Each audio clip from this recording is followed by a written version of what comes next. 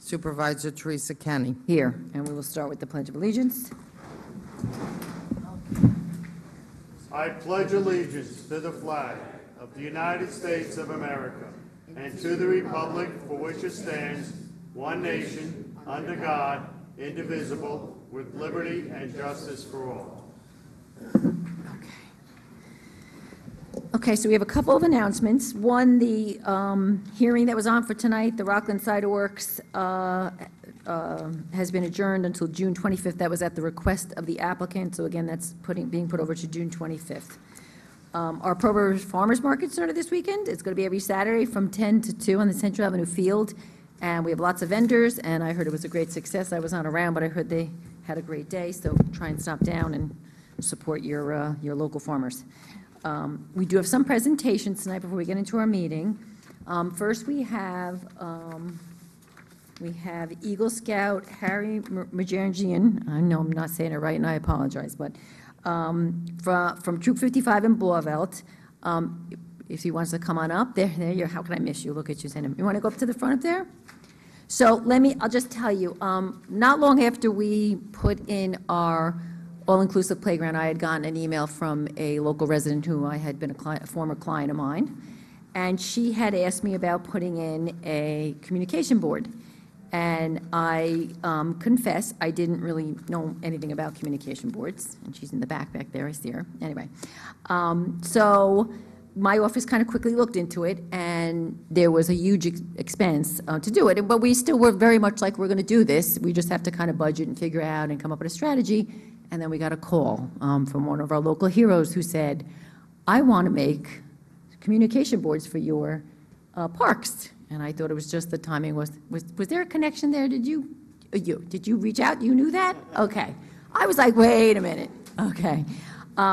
So anyway, he's done a fantastic job. I mean, he saved the taxpayers a lot of money, and he's brought something to the town that is so important.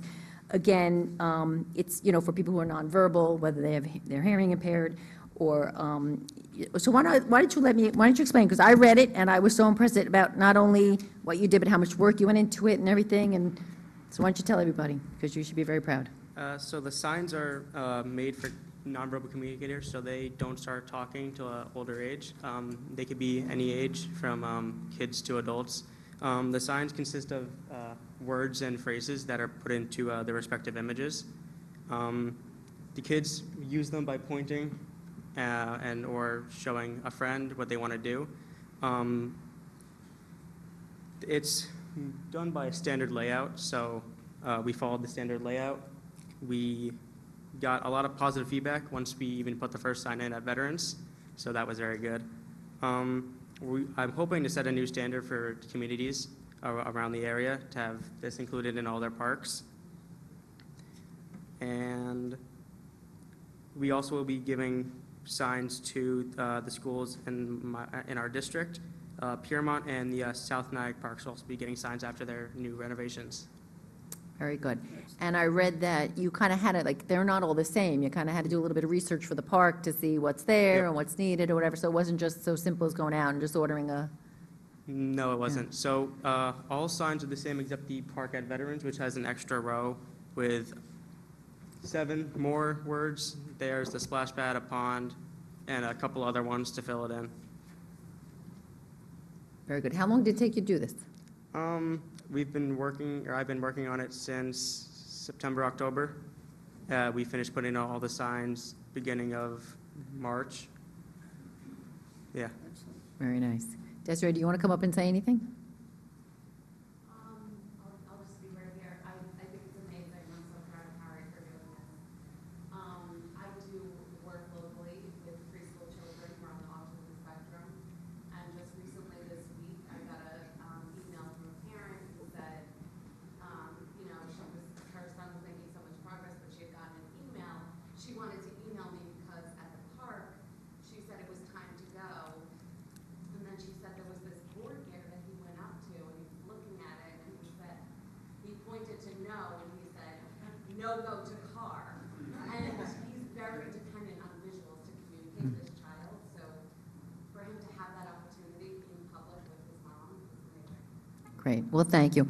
And thank you for bringing it to, because again, these are things I had no idea about, and you brought it to my attention, and obviously you solicited some very talented young man here to get it done, but it's a really nice addition to our park. So I thank you so much for what you did for the town. You're welcome.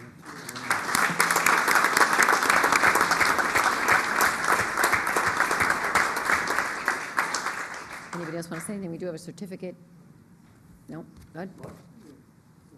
Yeah, okay. We have a certificate. You want to come on up here and we'll.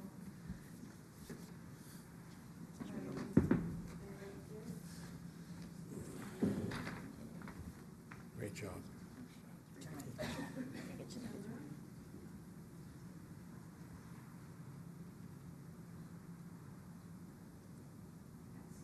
Thank you.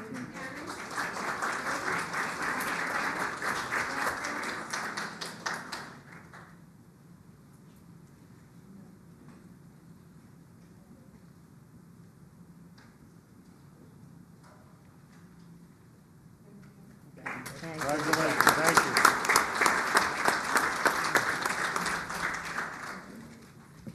Okay.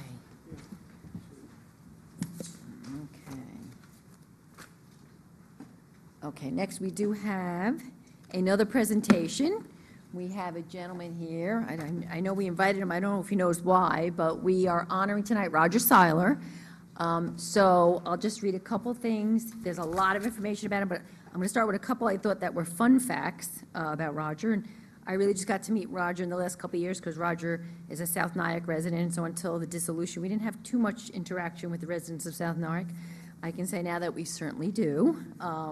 But anyway, I won't say what year you were born, but I did read that you lived in Alaska, with your dad, and that you learned, you became a pilot, and you flew customers to a lodge, and that at the age of 16, you became a licensed professional bush pilot and hunting and fishing guide.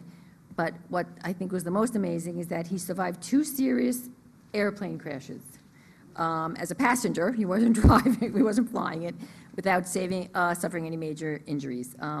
Roger attended UCLA Film School with Steven Spielberg and Francis Ford Coppola, and upon graduation, he was hired by IBM to make motivational films. So that's when Roger showed up in Orangetown. Shortly after being transferred to the IBM here in Orangetown, that was in 1971, he, shortly after arriving, became a Republican committee man for the Village of South Nyack, the town of Orangetown in Rockland County.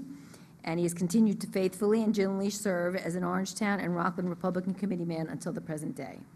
In 1976, Roger ran for South Nyack Village Board and served 2 terms as a trustee and acting mayor. Then in 1977, Roger was elected to the board of the Nyack Library, and he served on the board, including 15 years as the chairman, without interruption until he retired in 2023. During his tenure, he was the driving force behind modernizing the library to include computer and audiovisual facilities, as well as orchestrating 2 building expansions, which resulted in quadrupling the physical size of the premises, and in addition, he created a parking lot specifically for library patrons.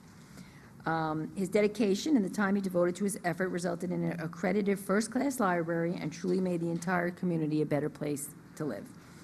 In 1981, not to be done, he has plenty left, he was appointed chairman of the Zoning Board of Appeals and continued to serve in this role without interruption until the village dissolved in 2022. And just as in his position as a library, he made a total commitment to the effort, and when the zoning code was updated every 10 years or so, he personally rewrote it.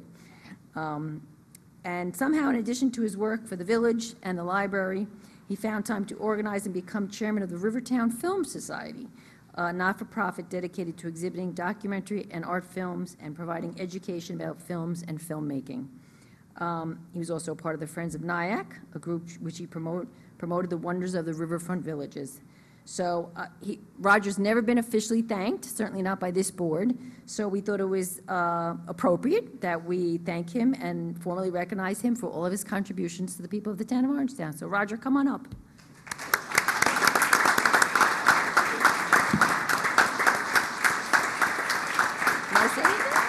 Say a few words?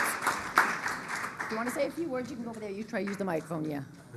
That microphone's on, right? Okay.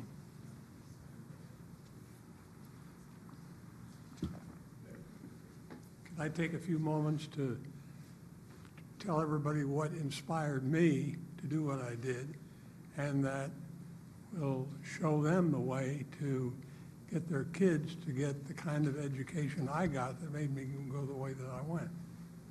Okay. So Just, Roger, just up to the mic so we can hear you, if you don't.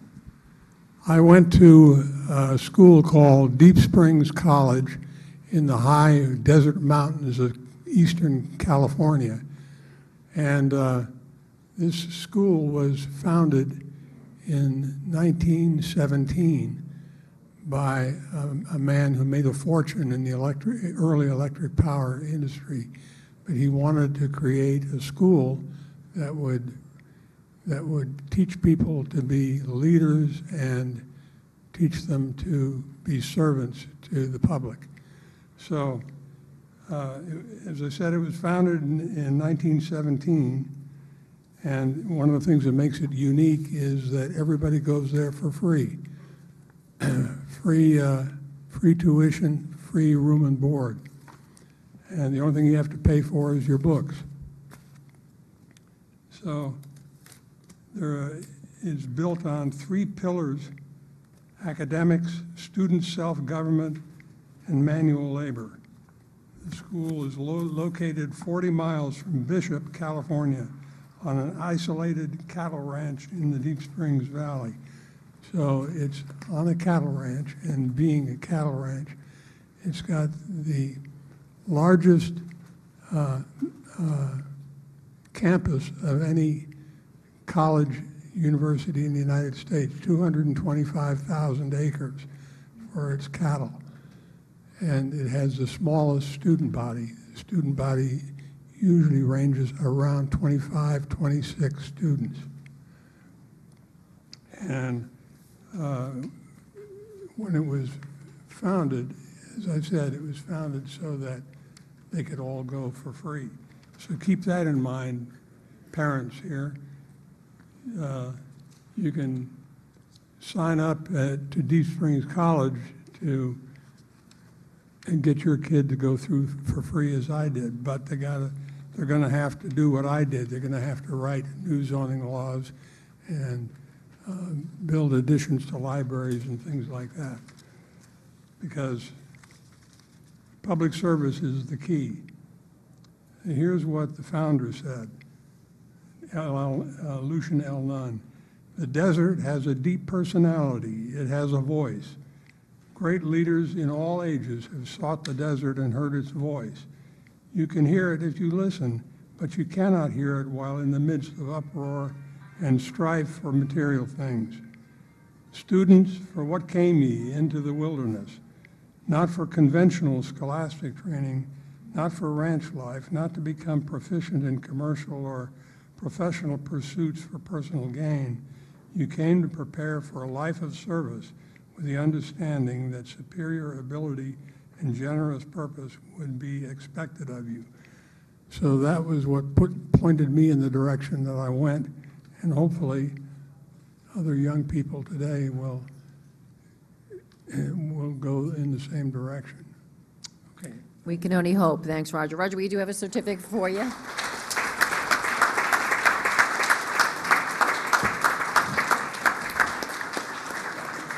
think Carmel wants to get your picture there. Whether you want it or not.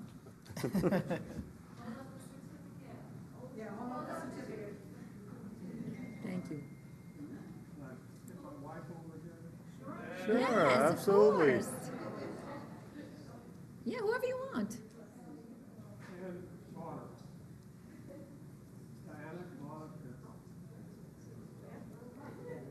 Absolutely.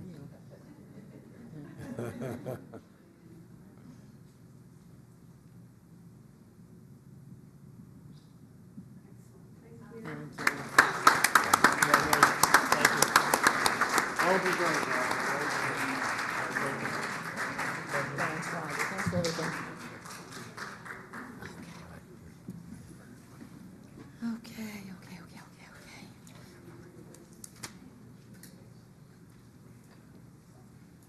Okay, we do have a couple of discussion items. So the first one we have is the food truck regulation. Mr. Town Attorney, you want to just summarize it? I did read it. It's much better than the last one, that's for sure. So Last one was this came about, right now, there's really no specific regulations with respect to food trucks in particular. Generally speaking, if somebody wants to operate a food truck in town, it's under the hawking and peddling. And of course, that kind of, that's relevant, but it doesn't hit all of the points for food truck permits that the board has discussed in the past, such as a situation where somebody wants to have a food truck on a vacant lot, or for a party of some sort at their house, a special event, or just what we're calling a roving permit, which allows somebody to have it, permit that allows them to set up at various spots throughout town under certain conditions for certain time periods. So if you go to, for instance, you may have seen one at Dunkin' Donuts in Pearl River, if it's there for a half hour, and then moves on, something like that. It's not supposed to be permanent, but this is regulations. There's a few different types of permits. The one that the food truck operators would probably be looking for is the annual floating food truck permit, which would allow them not only to do what I just said, such as, go to various places, but also if somebody wanted to hire them for,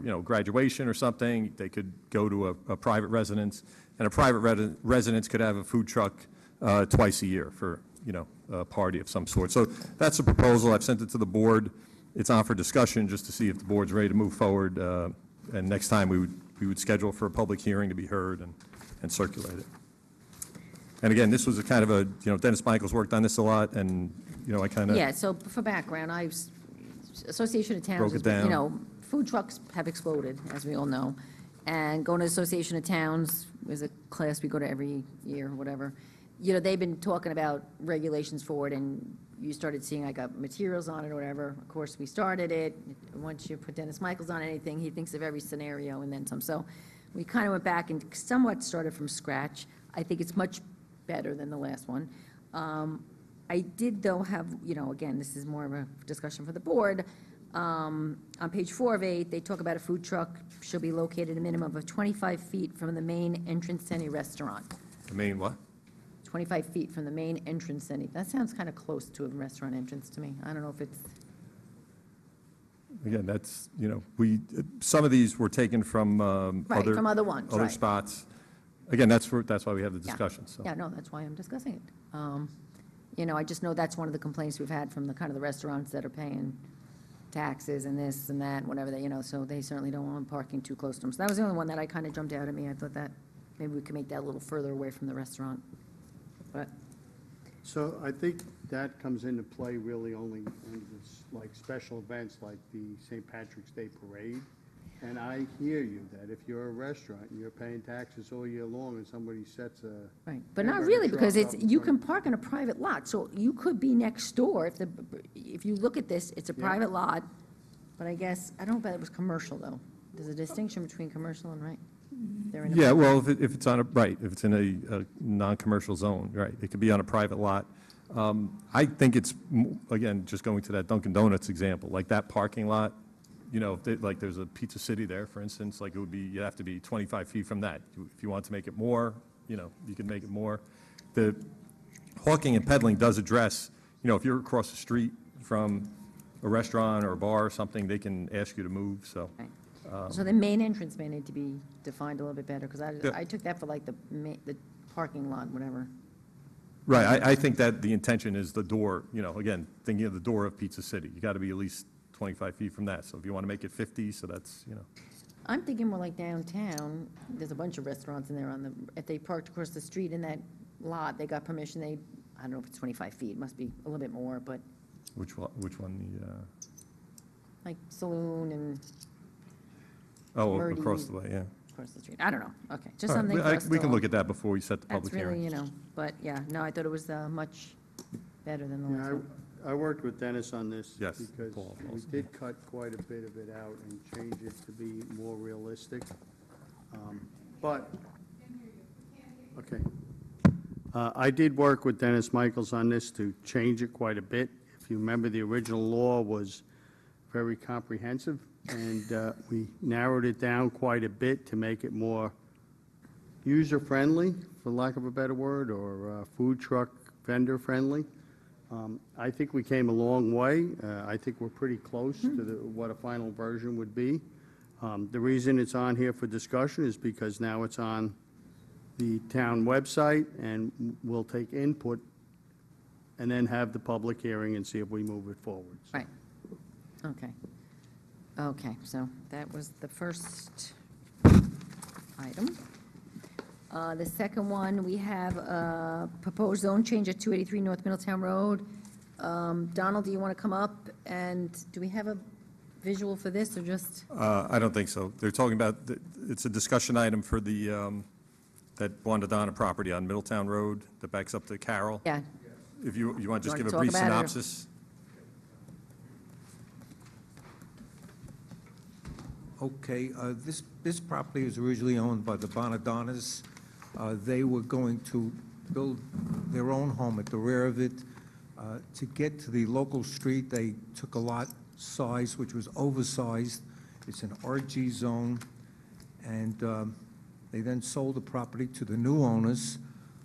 The new owners do not want to live there, and they need an additional piece of property which will permit that to be divided into 2 lots in accordance with the RG zone. So it's just a small differential. We're asking an upgrade. It has already been zoned. A substantial amount of the property in the rear has been zoned for residential. They need an additional 5,000 square feet to make it for 2 lots in conformance with the RG zone. But the front lot is MFR, which, Front lot Multi- stays just the way it is, no change. Right. In fact, if anything, it's less usage because the MFR Yeah, has greater it's density than the multifamily, right. RG. yeah. So the plan is to leave that house, the front of, the house that's there, whatever, the commercial. Everything's staying the same, they just want to round it out so they can use the Yep. property. Yep. Okay? Okay. All Anybody right, got any thank you. questions for Don? Okay, no, thank you. Okay, so now we're going to workshop our agenda items. Number 3 is going to be just adjourning the cidery. Is Eamon here? Eamon Riley? Here he comes.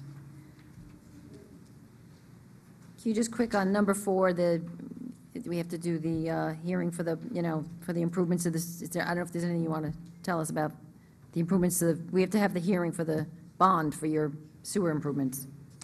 Is there anything you need us to know?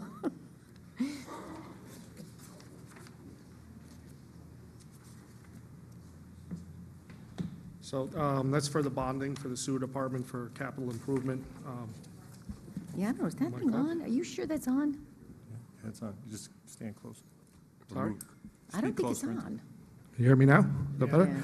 okay. So that's for the capital improvement for the sewer department. Involves, vast majority of it is for pumps for, 17 pumps for pump replacements and some open cut replacement of the sewer lines, just to better the infrastructure of the existing town facilities. If there's any Okay. specific questions on it, or? No, just Okay. make sure sewers are always flowing. That's always good to make sure they're working. Okay, so that's 4, 5, and 6. It's all related to that. That's 7. Okay. Number 8 is proposed zone change for 636 North Greenbush Road. That's the zoning line, I don't know, adjustment, clarification, whatever you want to call it, but that's 9, that's 10. Okay. 11. Okay, 12 is, so you may have heard about there was proposal for what they called faith-based affordable housing that the governor, they were considering imposing.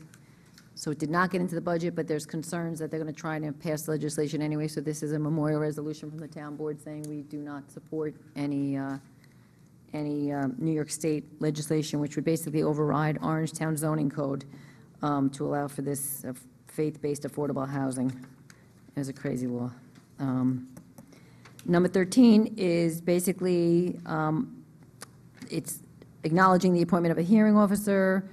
Jim Dean is the appointing authority, so he's actually basically doing it, but the town board has to basically acknowledge it and approve the payment of the hearing officer's fee. That's related to a employee disciplinary matter. Number 14th is waiving the performance security. We do this every year for the police dry cleaning or cleaning of the uniforms. Number 15 is approving a sewer registration for MFD Quality Construction. Number 16 is, this has to do with a grant that we're getting for an electric sweeper. Am I getting that right, Jim? Yeah. So basically, you can see they're very expensive, and $530,000. So if you fix the next page, it shows how much local funds are putting in and how much we're getting in grant money, federal funds. So that's that. Number 17, 18 are authorizing different employees. One is Alphonse Soma, and the other one is Willem Lennox to attend, I think they're Zoom. They're actually via Zoom, these courses, but yes, to attend different highway management courses. Number 19 is approve the pavement preservation and repair improvement program, and on the next street, it identifies all the streets who will be getting their roads paved this upcoming season. Number 20, award the contract for curbside collection for the recyclables to Capasso and Sons. They've been doing it for many years, and I have to say they do a great job. Number 21, accept with regret the retirement of Michael O'Sullivan from the position of maintenance supervisor in automotive in the highway department, effective May 4th. We have accept, I think he's gone, but accept the donation from the Eagle Scout Project of our communications boards. And then we have 23, memorial bench, number 24, memorial bench, and 25, memorial bench. They're a nice thing. Number 26, I know Eric's here if you have any questions, but I think there was emails and conversations, and this is unfortunately what we need to do. We need to take down a lot of trees, so that's, we're going to be authorizing the Blue Hill and Broad Acres golf courses. And then number 27, authorize the municipal agreement with the Rockland County for reimbursement of the cost of law enforcement overtime for counterterrorism training. So again, that's us getting money, which is always a good thing. And then number 28, we have recognizing the appointment of John Curran to the sewage system mechanic, probationary, grade 14, effective April 22nd, 2024. Number 29, recognize Lawrence Gianetta to the position of maintenance mechanic. And then we have number 30, recognize appointment of Marty Murphy to the assistant maintenance supervisor provisional. Again, these are Eamon Riley's appointments, so we're just basically recognizing them. And then we have lend assistance for a couple items here. So we have the Rockland Solace Sunrise Suicide Prevention Walk on May 18th. We have the Grand Fondo on May 19th. We have the Tapan Memorial Day Parade on May 27th. And we have the Plus Polish Festival, June 1 through June 2nd. So that's 32 to 35. Then we have acceptance, and then the audit. Okay. So on that, can I get a motion to? One question. Sure.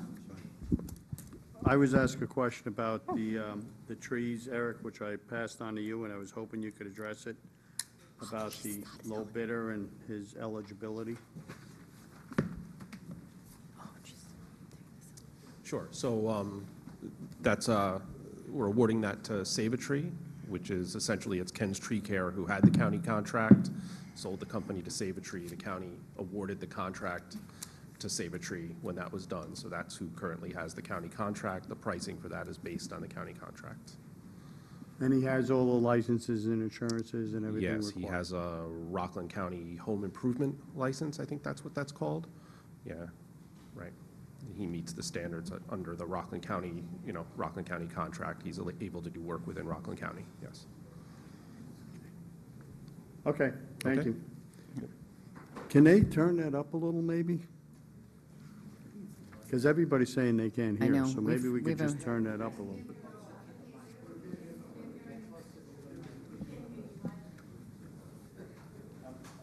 they're gonna turn it up. I can actually speak louder without it, to be honest with you. We want our old system back. Yeah. New isn't always better, okay. Okay, so I guess, can I get a motion to open the public comment? Motion. Second. All in favor? Aye. Okay, so the first person signed up, I just want to point out, we do have, it's 3 minutes. Oh, wait. Yes, 3 minutes. There's new clocks. You can see we have a bunch of them. So I think for the speaker, you could probably see the one over there best. We have one back there, and there's one there, so everyone can see the. Yeah, it says 5, but it's got to be adjusted, yeah. 5 is for the public, oh, it's changed, okay.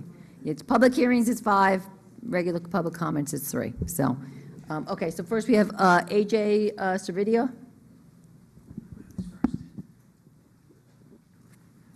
Thank you. Hello. Oh, see if I can move away. Yeah. Can you hear me? Hey, my name is AJ Servideo. I run Gracie's Bulldog truck in Blauvelt. As well, obviously, it's just discussion about the food truck thing. Just a couple of questions I had of running. There's a couple of things here. Between 6 a.m. and 9 p.m. for non-residential, then this is on page 6.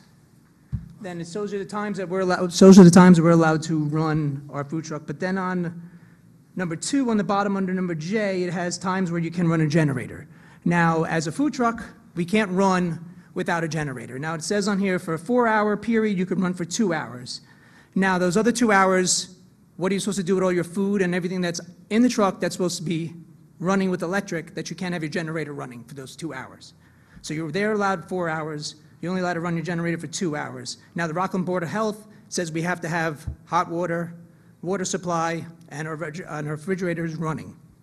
So if 2 hours, we can't have the generator running, how do we survive? How do we serve the public healthy, where we can't have food that's going to go under temperature, or we can't have a lights or an exhaust system where you can't actually be in the truck because all the heat and from the equipment is too hot. The fire department makes you have an ANSEL system. That also needs power. So for this 4 hours time frame, you could only be running your generator for 2.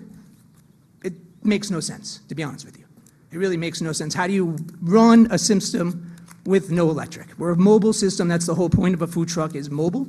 Most people's generators are a little bit loud, but in this it says 80 decibels. Most of the generators that I know of my people in here are usually 78 to 76. It goes all under those. But how do you run and be in code with Orangetown and be in code with the Rockland County Board of Health? It doesn't make sense. And the time frames of being open from 6 a.m. to 9 p.m., and then you only can run your generator from 10 a.m. to 6 p.m. So now from 6 to 9, you're not allowed to run your generator. But you're allowed to be working. But you can't have power, and you can't serve food because you have no power. So there's a little conflict between the times that you're allowed to be open and running in non-residential and residential, but then running your generator, which you're a food truck that you run on a generator. Where I am parked in Blauvelt, luckily I have power, I have ONR, I have water, so I do not run my generator while I'm running the truck Monday through Friday. So there's no noise, it's in a non-residential. To be honest with you, this is much better than the first proposal, but there's definitely some things that still need tweaking, we'll say. Thank you so much. Thank you. Thank you for listening. AJ, if you could send an email so that we can make sure we follow up on it, I'd appreciate it. All right, thank you. Okay, Jim Linikin is next.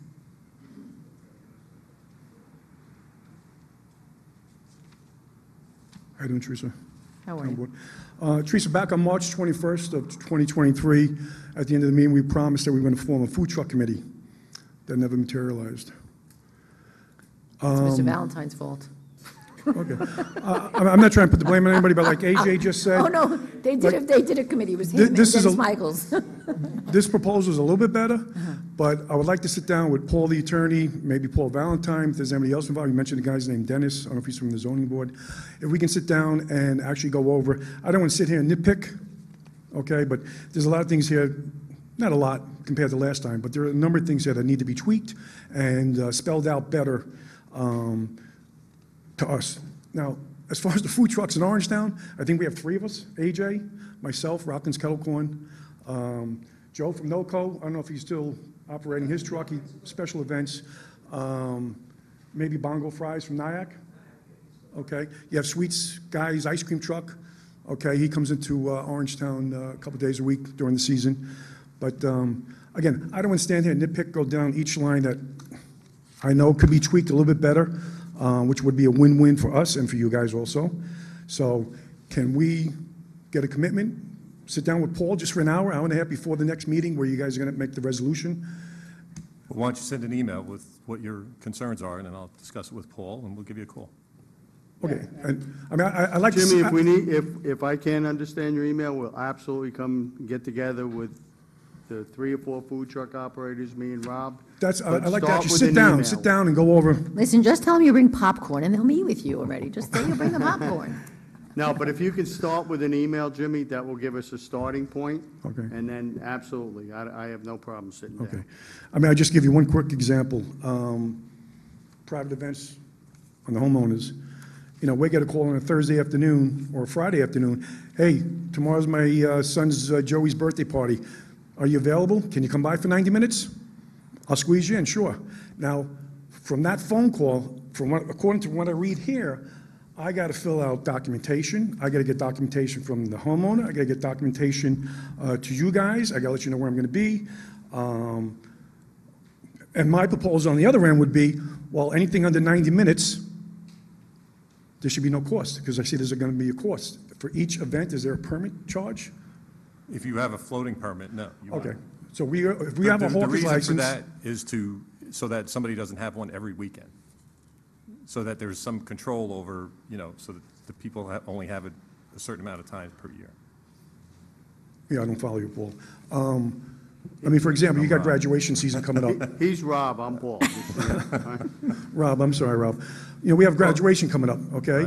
Well, And- I hear what you're saying. Put it in an email, Okay, we'll all sit right, down, I get All you. right, all right. Thanks. Absolutely, thank you, Jimmy. Okay, so that's the only, I see a hand back there. Yep, come on up. And just, if you wouldn't mind just saying your name and where you're from. Oh, we got a board.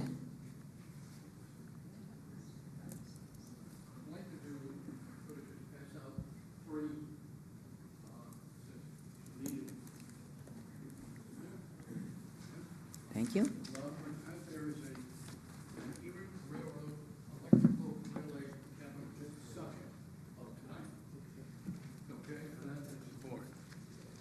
All right.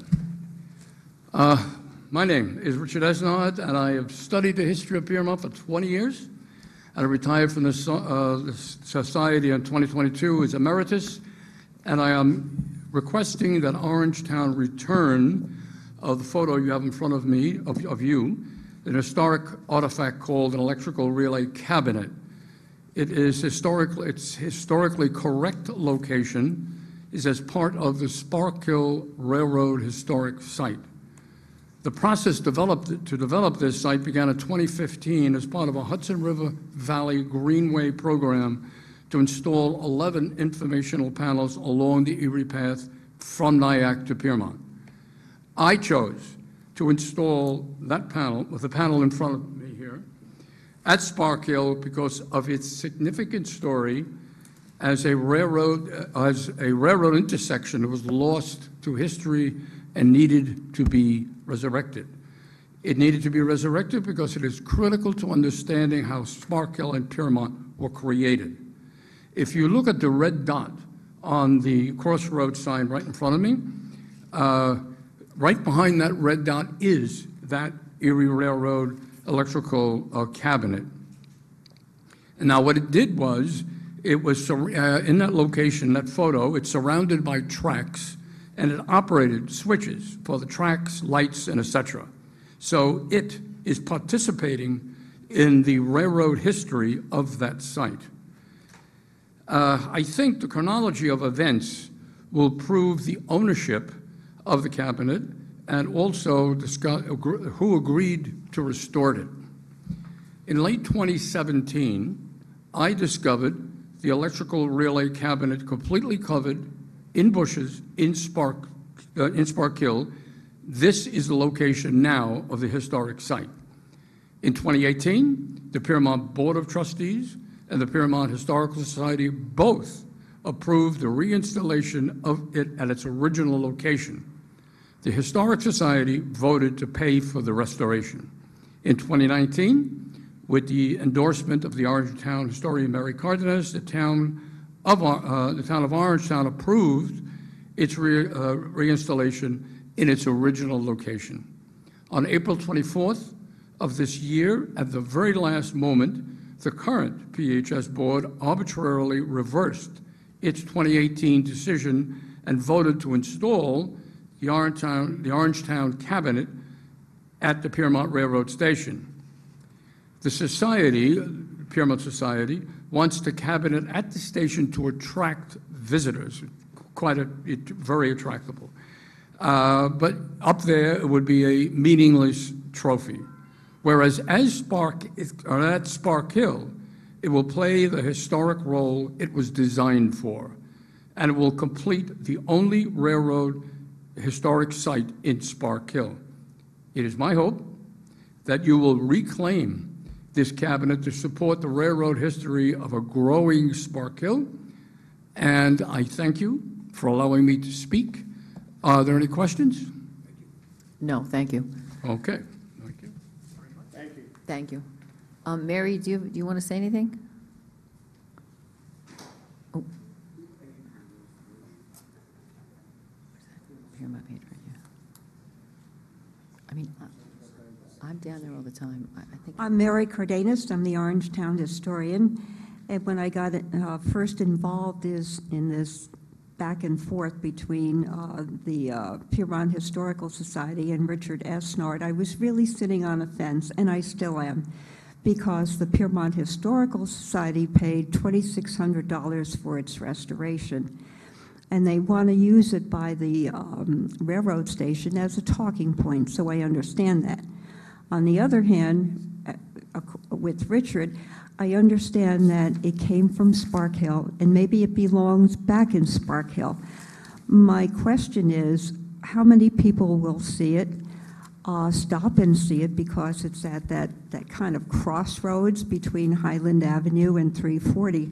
So I'm asking for direction from this board, because I'm really sitting on the fence on this one. Thank you. Thank you, thank you. So, we just learned about this fairly recently. I will say, I run down there. I'm down there all the time. I know Kips Crossing. I know the museum. I would tend to agree with the people of Piermont that it will be seen more, maybe even appreciated more at the museum. Where Kips Crossing is, a lot of people don't really go down there. So if anyone doesn't know, it's the crossing where you it's a very almost dangerous. We're trying to actually look to try to get lights and some kind of traffic control down there, where you come to the end of the trail and you kind of can run over to into the back of Spark Hill. So, I don't. Eric, do you want to come up for a real quick? I promise I won't put you on the spot. Quick question. Just you had said that Piermont had sent a letter at one point saying they would refurbish it if it could go at the museum. Is that?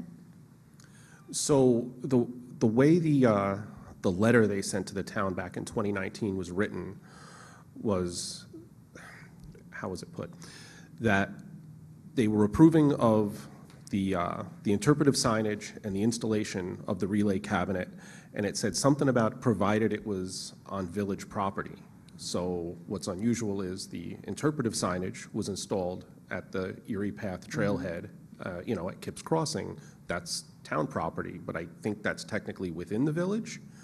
So I'm not exactly sure, but it was kind of clear that all of those things were lumped in together within that letter. It specifically mentions the interpretive signage and the cabinet being installed together. So, Thank you. Yeah. Well, I mean, we should keep in mind that Piermont is in Orangetown, so it's not like as if they're saying we're taking it out of Orangetown. It's and again, the distance between Kips Crossing and there, well, it's always much longer when you're running, but it's really not a very big distance between the two of them. So you can run it. I could ride my bike that far. I guess the board will have to discuss. I haven't had any conversations with the mayor or anything. I did see there was an email where he said that was their decision. Again, we haven't inserted ourselves in it yet. So. Right. Yeah, I think there was an intent on their part to install it in the immediate future. So I think the ask is maybe just, I don't know, to give it some time and let it be sorted out. But that's kind of up to I the also board. would just think maybe it's a little, I mean, safer up there from vandalism and things. You know, there is lights, there is a Probably little bit more activity. little better there's traveled. I don't know kinda if they have you know, security cameras there or not. I don't know. but, yeah. Oh, yeah, maybe, I don't know about the cameras, but yeah, so. Is there Okay. I'm sorry. Go ahead. Is there an issue that somebody wants it to remain where it is now and not go to the museum? No, that gentleman that was just here. Yeah, where it is now man that is just is spoke. not installed. Sorry? It's not installed yet, but. Yeah, his- it was, the it man was, that it spoke was recovered from the Kips Crossing So I trailhead. guess what I'm That's where it saying was. is that the people of Spark Hill want it in Spark Hill or in Kips Crossing. I can't, Gentleman that I can't found speak it. for the people of No, Spark Hill, I mean, sorry. like, The man that the just ma- spoke, oh, you mean It's- generally? It's all the town of Orangetown. So, Mm-hmm. you know, I mean, I see no problem with having it where it may have been originally anyway, if that helps any. We'll talk, we'll talk. Okay. Yeah, I just think that Piermont paid for it, the Yeah, Historical no, Society, and they no, would but no, like it that, in the museum. it's safer in a museum than it would be anyplace else. I think we need to discuss Yeah, this. we'll talk, we'll talk. Thank you, thank you. Okay, is there anybody else who has not had a chance to speak in the public portion that would like to comment? Eileen?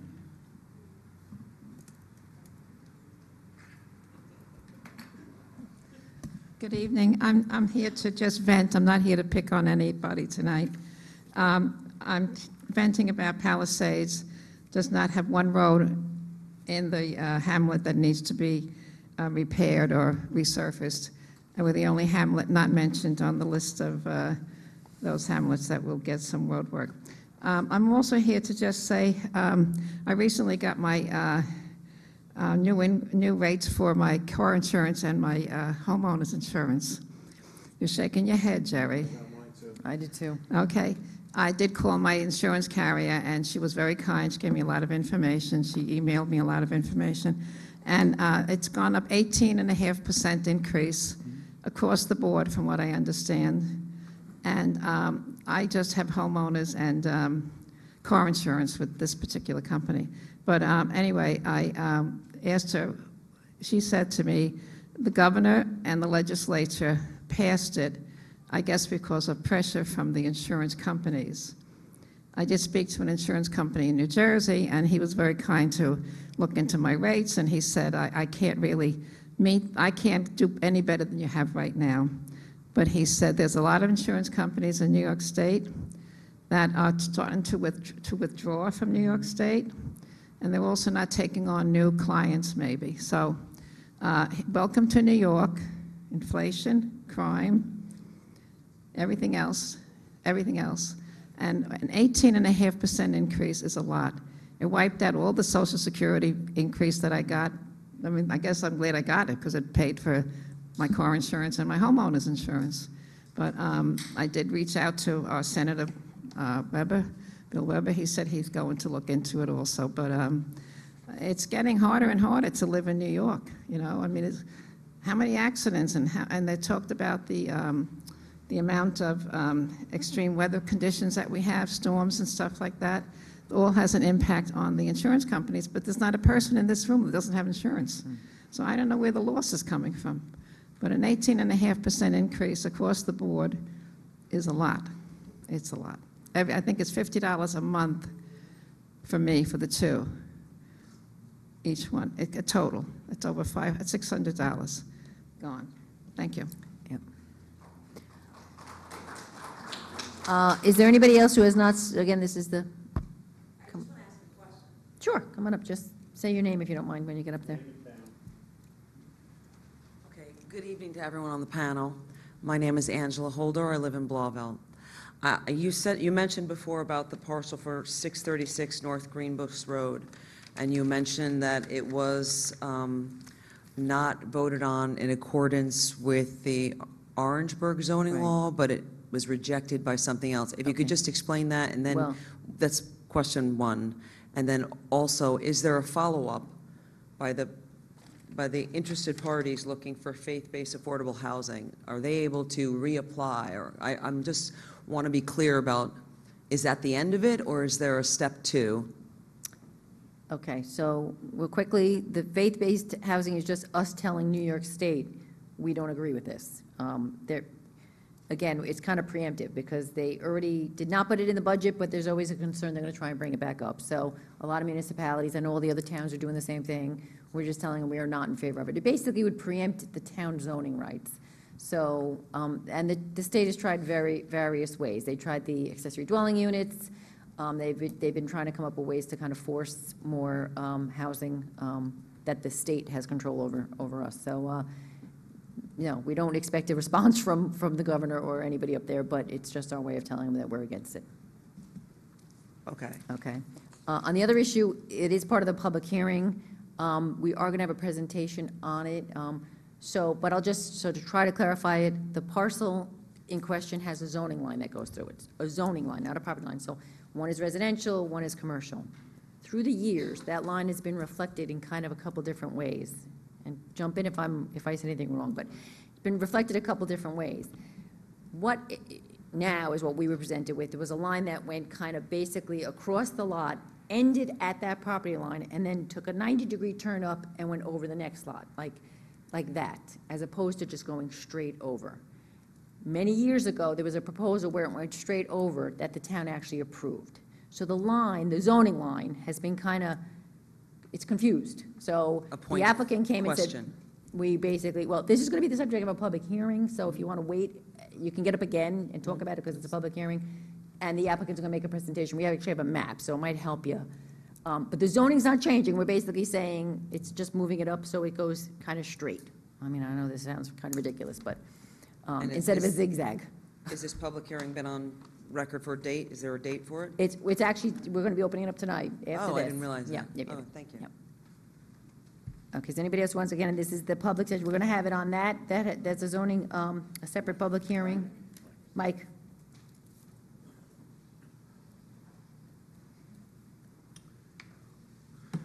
Good evening, Supervisor Kenny, members of the Town Board, Michael Mandel, resident of Pearl River.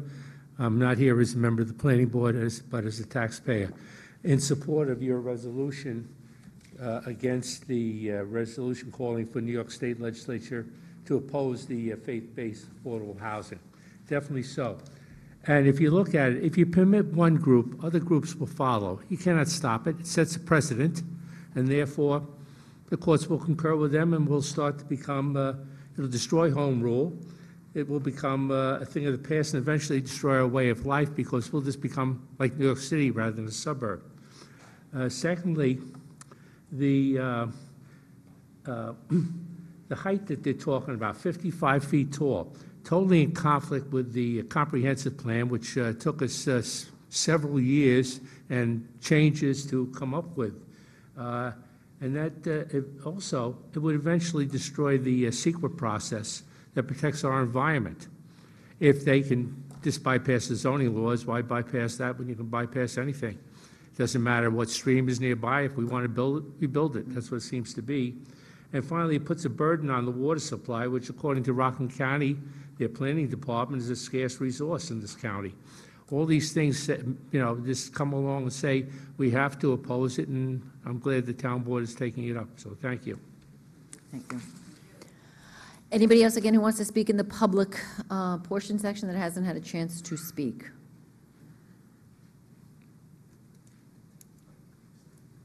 Hey there. My name is Brian. I live in South Nyack. I hope this is the right forum. I've just moved in, and I'm still a bit confused about the town structures, but this is, your jurisdiction is over like South Nyack, right? Yeah? Okay. Now it is. So I live on 9W, sort of at that intersection where there's Old Mountain Road, 9W, and South Broadway in Nyack. Essentially, we've been in conversations with Senator Weber for like 6 months, but the intersection, I mean, it first presented itself to us as like, there were just audibly a lot of accidents there. We would like hear the screeching and then inevitably a collision. So then I foiled I've requested a FOIL from NY.DOT, and there's been 155 accidents in the last 10 years, 42 injuries, 4 serious, 1 fatality. Senator Weber so far has said they will like open a traffic study for this intersection, we saw some like air strips put at this intersection recently, so that could be like kind of moving in the right direction. However, just considering like the scale of, it's like a public health kind of issue, and I just wanted to like, I guess, put this in front of you. So Brian, let me just, because yeah. I'm familiar with the intersection. Yep. For better or worse. So I think it's even, so when the bridge got hit and collapsed, the one on the thruway, they had to close traffic certain ways. So, listen, dealing with the DOT is really difficult. We've had meetings with them, Senator Weber's had a meeting with them about different intersections that we know are problems. And they always come back somehow with a reason why they don't have to do it. We were fighting with them about that intersection because many of the residents on South Nyack, on South Broadway, were already complaining about it. One had an accident, whatever. They were like dead set against doing anything. Where we got a little bit of progress was when the bridge got stopped, they put up temporary lights there. Yes. And on people- South Broadway, right? Right. Yeah. And I guess at 9W to stop so they could get out or whatever. There's kind of like a perennial light I mean, it there. was there that- for a little while. Yeah, but yeah. and it seemed to work well, and people were delighted. People were so excited, I didn't have a heart to tell them it was only temporary. So we were hoping that they got to see that when it was temporary there, it worked. And so I have been in touch with Senator Weber's office. We are pushing for it. I know it personally. I know the intersection. Yeah. The speed coming around on 9W, whatever like that. So, I mean, we will continue on our end to push for it. That was maybe the one thing that came out of the train, the truck hitting that may be positive, because once they kind of put it in and they saw it was working, they seemed to be a little bit more open to it than before, so. Any advice for us as we continue? Like, I think the goal of like a lot of it's a big cyclist road. Like, there's a lot to consider here of like, stakeholders. And, putting a traffic light there, if that's the end goal, is like. Listen, the trendy thing is to do a petition. Why don't you get a petition going? Yeah. I'll sign it. Well, we'll give everyone in the neighborhood. Like I said, I know it, sign it.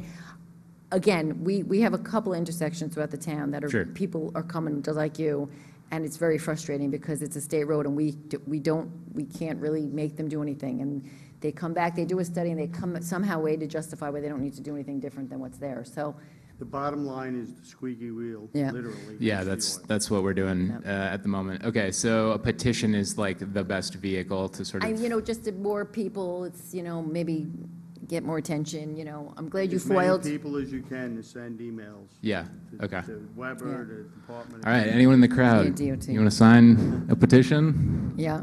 All right, tepid yes. They even have Okay. those online petitions. People sign them, they don't know what they're signing for, so just, get it online. Yeah, all right, appreciate your time, thanks.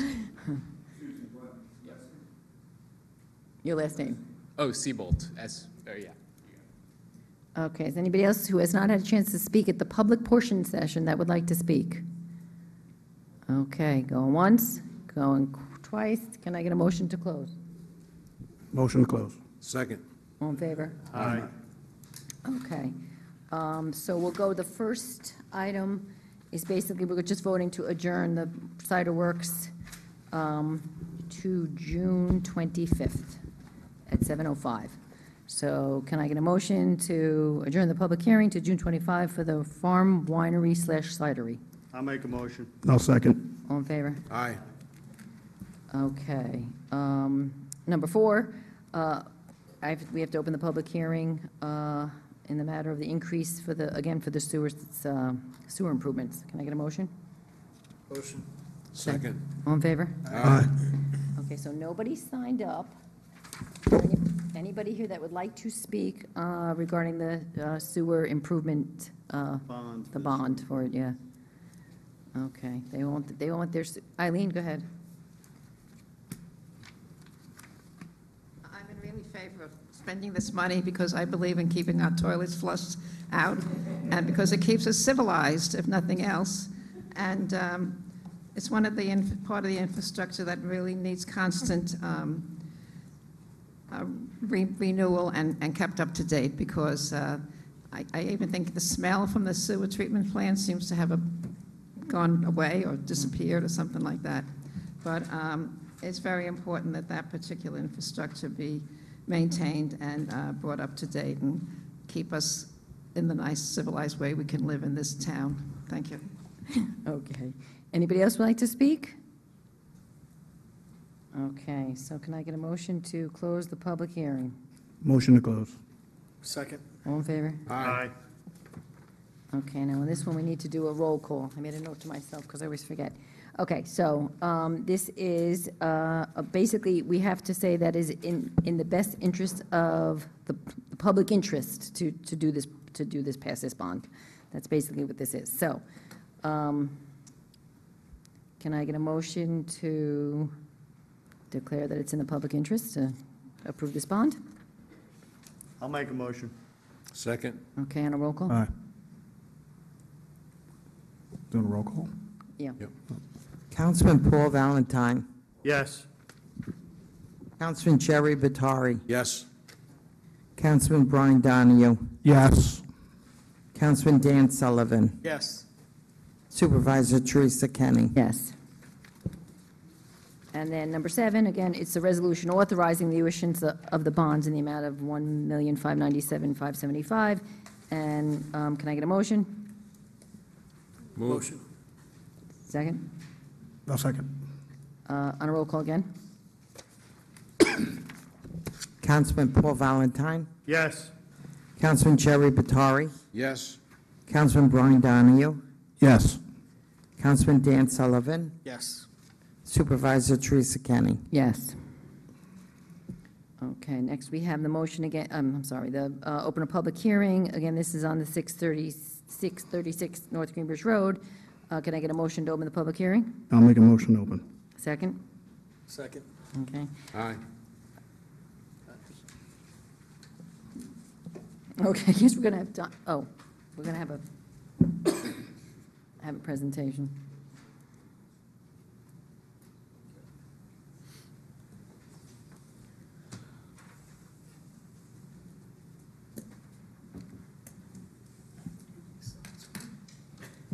I know, whoever came up with this idea to put it behind us was not very smart.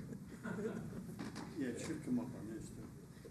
Yeah, on our computers, that's what it should do. That's what it should. Okay, Donnie, might as well give your... Okay, I'll start it? Yep. All right. The petitioner is... Donald Brenner. Oh, my name is Donald Brenner. I'm the attorney in Japan, New York. I represent the... Oh, my name is Donald Brenner. I'm an attorney in Japan, New York. I represent the owners of the property. The petitioner is the owner of the reference property, that's Rathmaguri Realty Incorporated, which is located on the east side of New York State Route 303 and the west side of Greenbush Road in the hamlet of Pearl River. The property is described in the Orangetown map is Section 65-1, Block 1, Lot 1, and it consists of 17.31 acres of property. The parcel is presently unimproved. Although the parcel consists of a tax lot, it is divided into 2 zoning districts. The easterly portion of the parcel, 58%, lies in the R40 district, and the westerly portion, about 42%, lies in the LOO district. The petitioner is in the process of seeking approval from the town to permit the use of the property for a self-storage building. Specifically, the applicant is proposing to construct a 120,000 square foot self-storage building on the LO portion of the property. The zoning district boundary line cuts directly through the parcel as demonstrated, which Mr. Greenwell will do for you. The survey of the property has examined the prior submissions of the town planning agencies. However, the exact division has never been established. The petition is unique, and accordingly, the petition will attempt to use the criteria which is recommended for a zone change. So what I'd like to do now, I'd like to have Mr. Greenwell explain what the problem is, and then we'll go back and go through the elements of what we like to do. My name is Jay Greenwell. I'm the land surveyor. I can't believe it, but I've been working on this site since 1999. At that time, I was asked to do a survey, a topo, wetland delineation, et cetera, for an application that took a number of years to bring forth to the planning board. And at that time, we were looking at the original old zoning map. And if you could just pull back the original slide that you had, I didn't realize Donald was going to finish up so quickly. So that would be, the old zoning here. This is what we had to go by. And if I can figure out, I'm going to blind myself here. Here we go. Okay. This is the piece of property right here. And that dotted line is what we had to figure out where the zone line was. So as you can see, it takes a jog. What the heck is going on here? So there's the jog, and then it goes up to the north property line. That's the town line. So here's the LO, and on the right is the R40. And it looks like there's a fairly decent piece of property at the south end, which is just available for development. Now, if you go to the next new zoning, which is the current, can't get it? The next slide.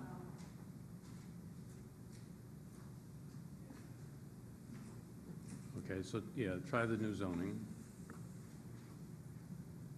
Now you can see the green line here with that jog. Right there. The south end has a very small area of LO property, which is marginally usable. Now, when we started working on this, as I said, back in the early 2000s, if you go to the last slide, I'll show you what the discrepancy is. This is a zoning exhibit that my office prepared to demonstrate the three, or possibly more, but at least three interpretations. The blue line is a line that was used by a prior engineer in 1983 in presenting plans for variance to the Zoning Board of Appeals in the town, which was this line here. This is the jog behind the adjacent building, and then it goes up to the north end. The blue line here, the red line here is the line of the subdivision that my office prepared and was working on and was actually approved by the town of Orangetown Planning Board. It got preliminary approval, and then the whole project got caught in the economic downturn at about 2008 when the collapse occurred, and the contract purchasers walked away. The green line, the light green line here, is a line that is scaled off the new zoning maps that I showed you second.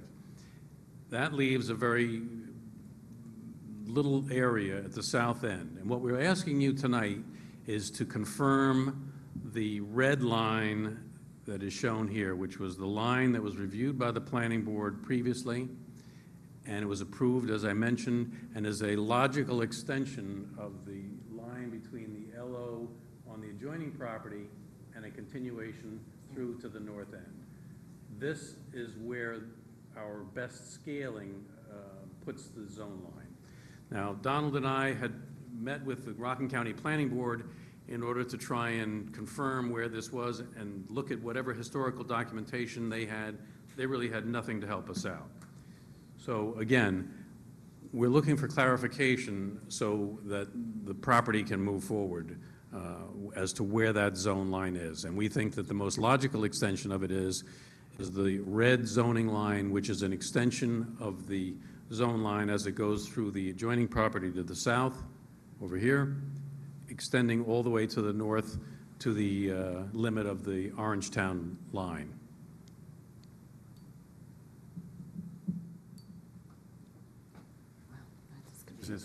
Jay, with respect to the green line, that's what's shown on the current map, is what you're saying, and is that based on?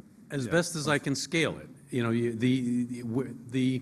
there is nothing that defines where this zone line sits. There's no criteria. In fact, usually when you have a zone line, it follows the center line of a road the center line of a railroad, a property line that's defined by the tax maps, et cetera. Here, there's nothing. There's just a zone line that's existed, and this property has remained undeveloped all of that time.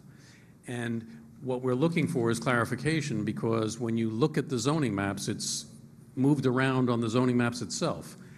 And indicated in the zoning code, it says, it has certain rules to follow, like so many feet from the center line of Route 303 for any areas where it's not defined by an absolute dimension. So sometimes on the zoning code, it says 200 feet, and it'll give a dimension from the center line of the road. That's not the case here. And if we went 200 feet from the center line, it wouldn't even resemble what's drafted on the zoning map. And in the absence of any dimensions, it says scale it. But it's not clear. Is the lot to the north also have that split zone on it too? The lot to the north is in the town of Clarkstown. This lot, this is the end of the town. This is the town line. Okay, just add another factor to it. Fiscal fence. Oh, okay.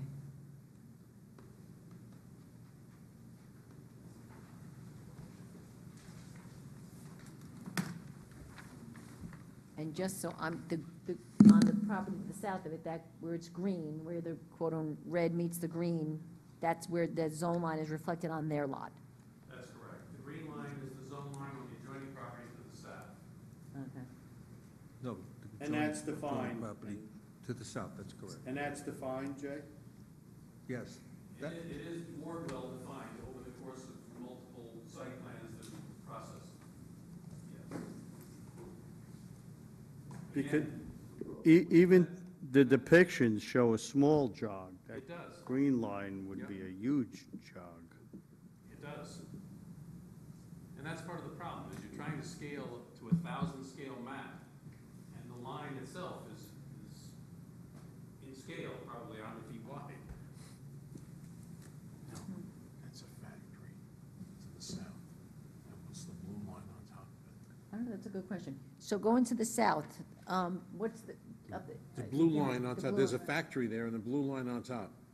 The green line is where the zone line. No, the blue one, or purple, wherever it is up top. There's something, there are notes, I just can't read it. The blue line is from a 1983 map by Larry Adler that was submitted, it was part of a map that showed the zoning of the area in a map that was being submitted to the zoning board of appeals.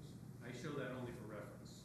It really doesn't impact their property. Okay. And this is the existing one. That's Right. where the scaling falls as it comes through the property. Okay. All right, so we can continue on. You basically see the problem, and we're trying to tackle this problem as we would do, let's say, a zoning change and that kind of procedure. And there are certain parameters that we want to cover. Would it be appropriate to the area, the uses permitted in the area consistent with the development of 303 and the petitioner's property?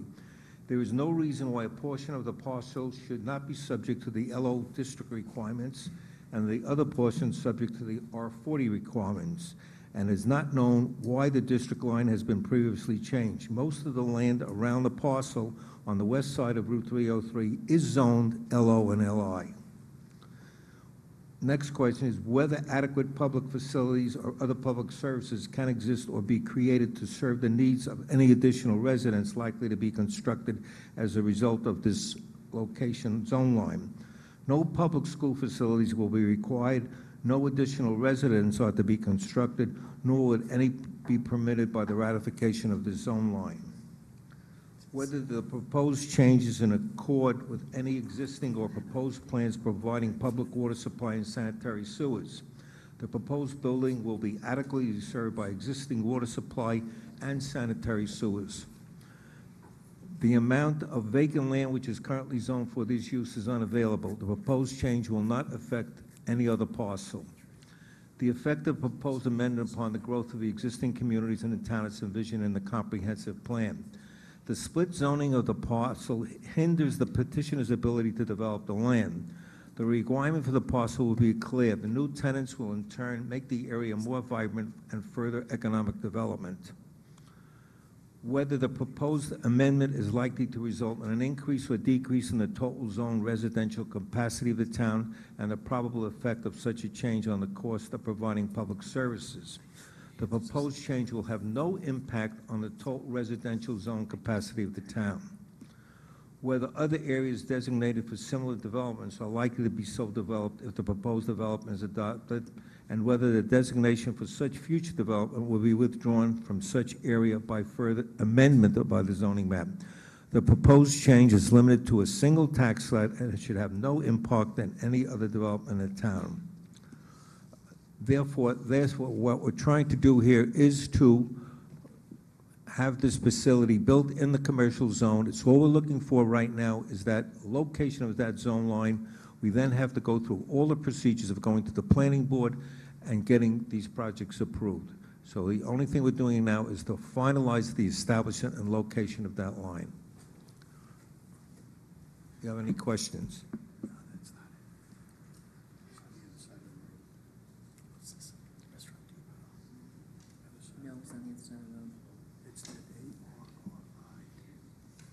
Don, do you know what's the property to the south? What's there?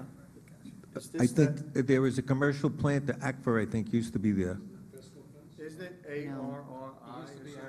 It used to be Aeroflex when it first started.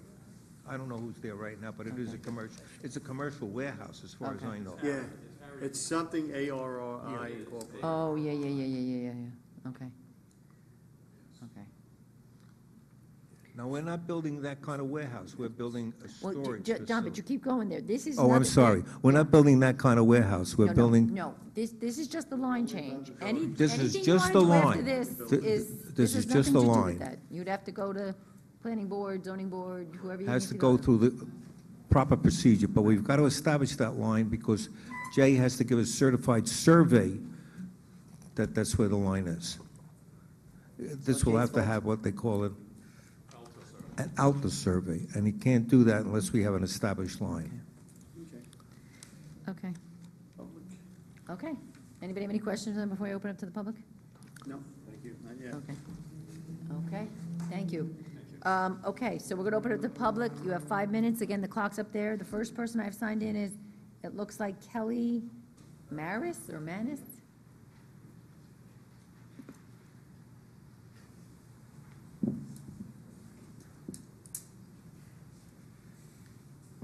Kelly Maris, 609 Greenbush Road. I need more clarification. We can't understand that. We're sitting back there trying to figure out, by changing this line, are you increasing the R40 or decreasing the R40? No. But how can there be no change when you see there's different lines there? Are we going by the green line, the purple line, the orange line?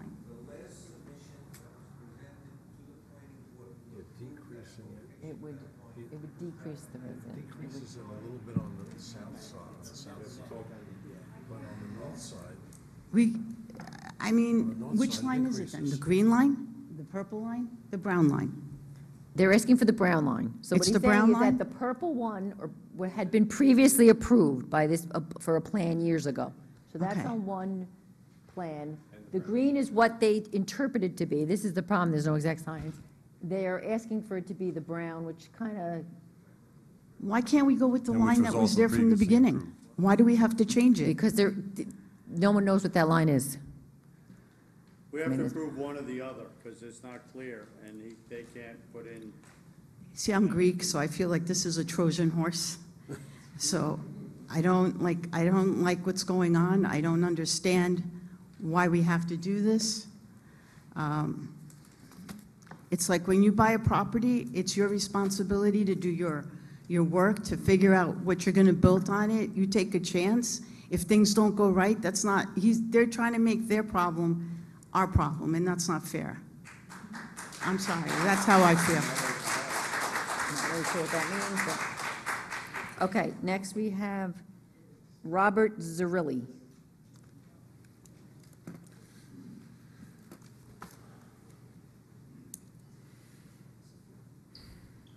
Thanks for having me. I'm Kelly's neighbor at 601 Greenbush Road.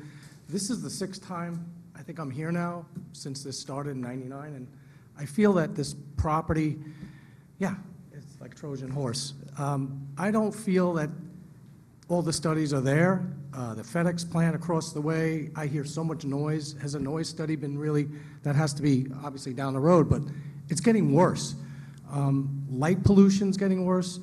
I'm just saying all the trucks in our neighborhood are taking over, and now you're going to come down this path that is very inaccessible, especially going from south to north.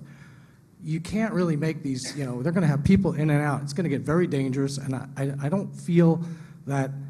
Another thing, are there going to be any blasting? There's anything going into this property that was deeded or was studied, and Paul Olson, the dinosaur footprints are still in this area, and there's a lot of bedrock, and if they break down and go deeper or something, I have a well, 500-foot well, and if this gets affected, I mean, I'm there 26 years. I love my neighborhood. I don't want to move out. I'm here to stay. So my neighbors agree. I mean, we want to make sure all the comprehensive studies are there, traffic study, the noise pollution, and I just feel that, Jesus, we've had six times. I mean, we're here 6 times. This property should have been open space, like they did up in Saratoga, and it's something that could easily be brought up. And they got a park right across the way. You got a beautiful Buttermilk Falls Park. A lot of people go there, and I've had it. So that's all I have to say. Thank you. Deanna Lambert, or Lanebrint. I don't know if I'm saying it right.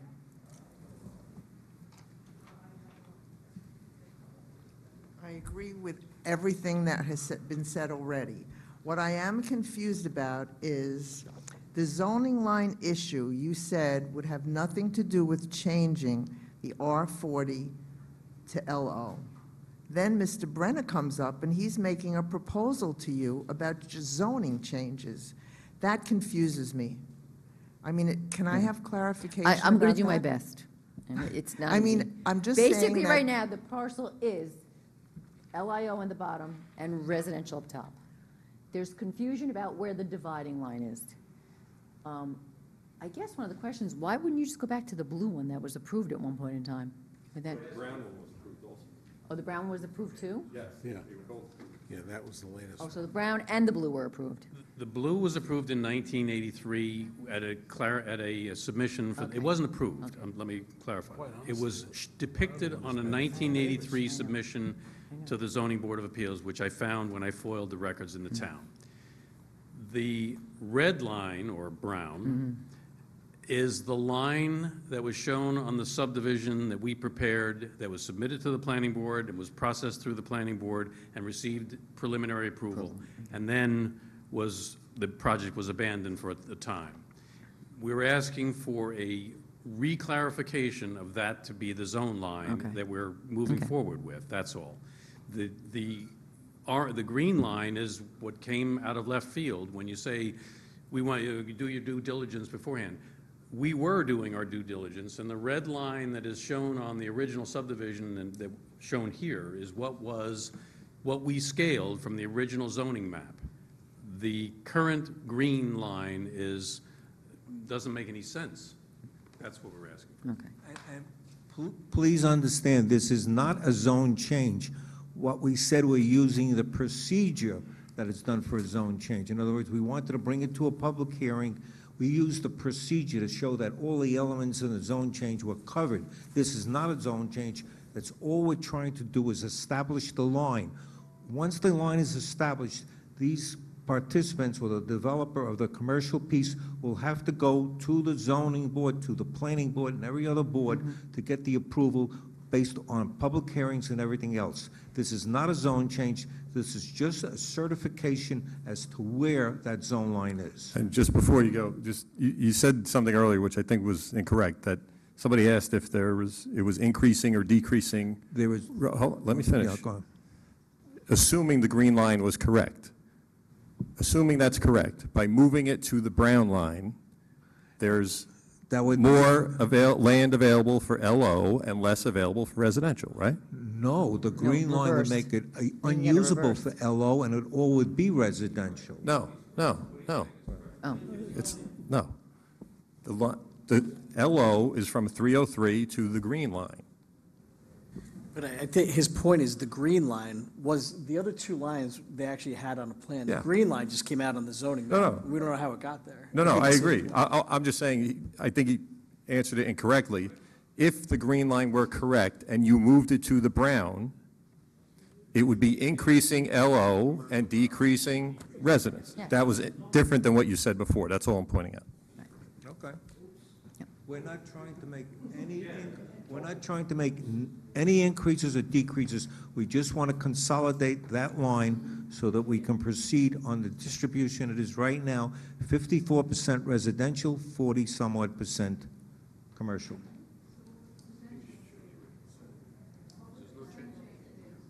Stop, stop, stop. No, we're not going to do this. Everyone who wants to speak can get up and speak, but we're not going to start yelling out at the applicant. Okay. So that's my concern. All of a sudden, Mr. Brenner got up and he went through the petitioner. Now, if he went through those petitioners and what the questions and answers are, that is addressing R40 and the change. He said the word change. They want to use this proposal to increase the LO portion. And so what is going to decide which line they're going to use? The one that Well, benefits his and, proposal? what I personally think, I think that if we don't decide it tonight, then we're going to end up in court. These gentlemen are being very nice, but we're going to go to court because they don't know, and they're going to let a court decide. Okay. Rightfully so. They have lines, two lines that were approved by this town in previous times. We have a line we don't know about. So again, maybe that's the way we go, but, you know, they're coming here asking. Okay, but for you this can one. understand I why totally I'm understand. confused. One is that we're not changing anything, and one person then gets up and starts going through a proposal with a zone change that was requested, a zone change, and questions about what 58% is residential, and that it's not going to affect the neighborhood. It is going to affect the I neighborhood. think the confusion is that it's LO and residential now. It's going to remain LO and residential. It's not a zone change from those. I think But that was the somewhere along- misunderstanding. I'm sorry, somewhere along the line in what he said, there was a zone change discussion, where he went through a petition of what he's proposing for this property, this self-storage unit. So Which is when not before us today, So- to be very clear. I got to be honest, I was a little bit confused by that, too, because all we're here to do today is to clarify the line. We are not approving any type of construction, residential, commercial, no buildings. Our only task tonight, or whenever we vote on it, is to say this line hits this line, or it But doesn't. who decides that? I mean, how is that Well, decided? what's decided, though, we're going to decide on the red line or the blue line. And all that's going to do is give them the opportunity to fill out an application to apply for And something. then we come back. Then you would go to the planning board, because we're out of it at that point. Our only decision is, do the lines meet or do they not meet? That's it. Thank you. And I got to be honest, I was confused when he started down that road, too. I was like, what is he talking about? If I could just, if I could ask you to put the subdivision up, the original, let me. That first file. I just want to show you and the audience the original subdivision that we worked on that I said was approved. It's left of that. The left, not one, there you go. That one, yep.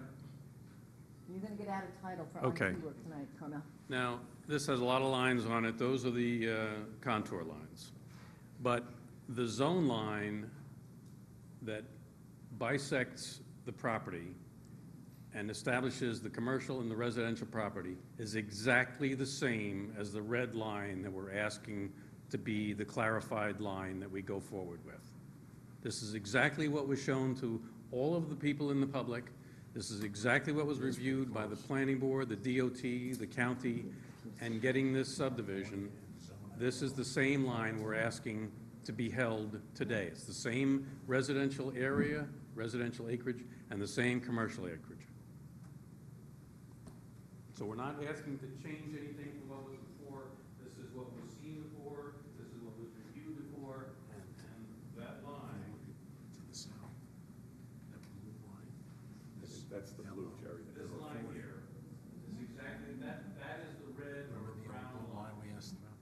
Jay, just because I know they're asking, on the property to the south, that's what is blue on the other one, correct?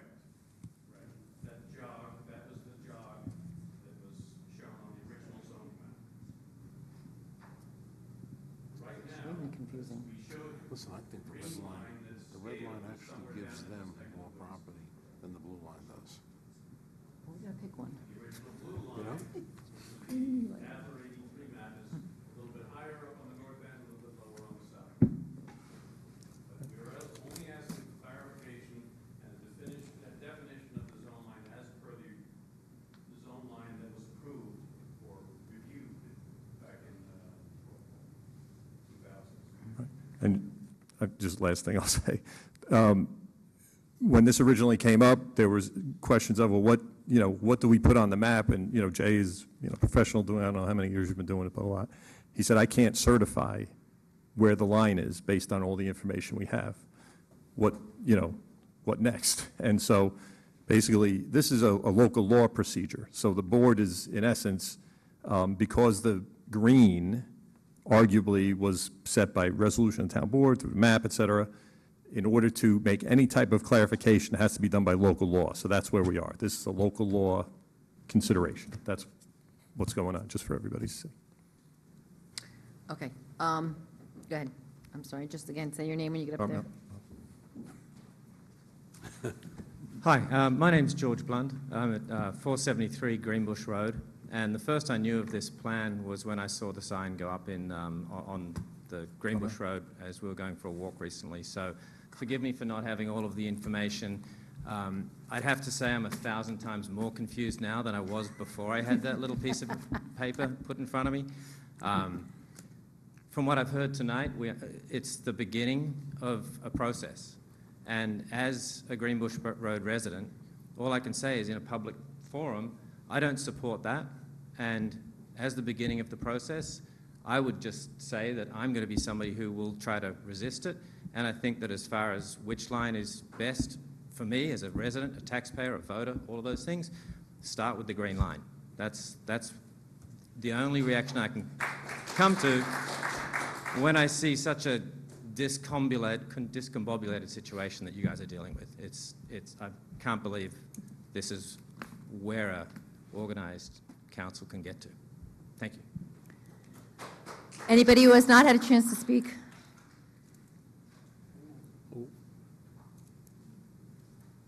Hi, my name is Shanaz Fillmore. Shanaz, S-H-A-N-A-Z, Fillmore, F-I-L-L-M-O-R-E. I live at 497 North Greenbush in Blauvelt. I'm a neighbor. One of the things that, because we've been down this road, I've been living there 20 plus years, is that we all had kids, and still do, on that street, and we've had to petition the school district time and time again to pick up our kids on our driveway because there's no sidewalks and there's no lighting. And when I hear about people proposing to put a business in, I mean, the school bus wouldn't even put communal pickups because it's dangerous. That's a residential area. So I guess I'm most confused at the fact that if a business comes in, how is that not dangerous to a residential area that has no lights and no sidewalks, and that the county already said was not fit for having kids pick up in a communal area, and they had to reverse their decision and pick the kids up at the end of the driveway. So I understand the green line, the red line, the whatever line, but this is about a residential neighborhood that doesn't have any of those things trying to put a business in, and obviously this isn't what this is doing in this committee, but in the end, this is what all of this is about and has been for 20 years, is building a business in a residential community that is not set up for business on the North Greenbush side. I understand that 303 is a business, but North Greenbush isn't. Well, that's remaining residential. I understand that. Ironically, I but- remember proposals going through the years, I've been around here for 28 years, Yeah. with all residential, and that was shot down too. So, when it's commercial, you want residential; when it's residential, you want commercial. Right, but moving the line is about creating a business Well, and access. again, we're not viewing this as moving the line. We're viewing Well, this as there's- figuring out where the line should be. At different times, there were different lines, Mm-hmm. so somebody's going to make a decision. But I'm just saying, ultimately, it's about putting a business in that neighborhood and it is a residential neighborhood with no lights and no this, and the county has already told us that. It's already, The west side, it is zoned commercial right now. It's zoned No, for I that right now. understand that Okay. it's zoned. I'm just talking about the safety. That's but that's you would what I'm have talking about. residential houses, I Excuse mean, me? if someone developed it, you would have residential houses across the street from you. So if down on 303 is where it would be LO or any business that was there. So Facing your something. street, Greenbush Road, would have residential homes on both sides now. So, I mean, it's, you know, 303 is there, it's not going away, unfortunately. No, I understand that, but anytime that there's anything on North Greenbush, it does affect the community, and there are things that they have said because we don't have certain things in that area that have deemed it unsafe, at least for our children, so for different reasons. So I'm just saying, you add that on top of everything else, and it's just another issue. Sure. Thank you. Okay, anybody else who hasn't had a chance to speak that would like to speak?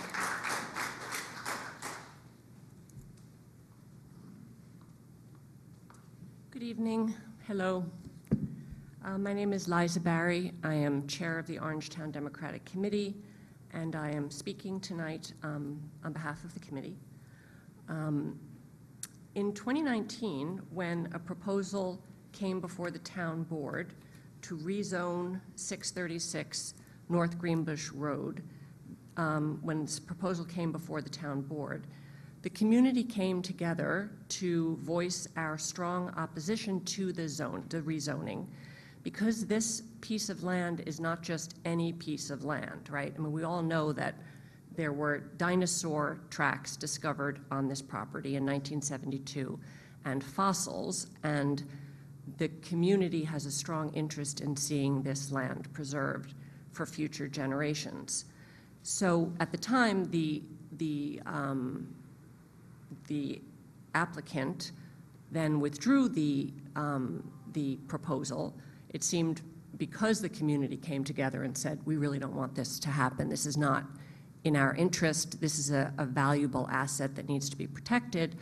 I remember at the time, Supervisor Kenny, you were running for town board. Members of the community spoke to you about the property, and we had the strong sense that, based on what you said, that you were going to work with us to help protect this property for future generations. So clearly what needs to happen here is the community needs to come together, and we need to ask the county to protect this property as part of the open space acquisition plan. It is something that there is budget for. It's very doable. It's in the best interest of our community, and I think none of us wants to see historic, prehistoric, precious land in our community be paved over for a storage house or a parking lot or an apartment complex. This is a precious asset in our community that we all need to protect, and we're not going to let it just get paved over. So I hope we can all work together on this. It's something we should be able to do, and I stand ready to do anything I can to help. Thank you. Now the Democratic Party takes position. Anybody else that has not had a chance to speak?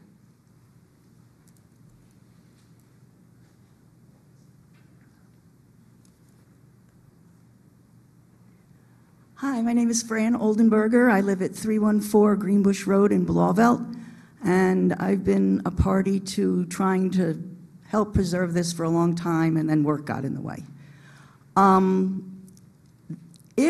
I think we're still not clear, and I don't think the board is either, about that green line. And if truly that green line is the proper place, then we need to figure that out.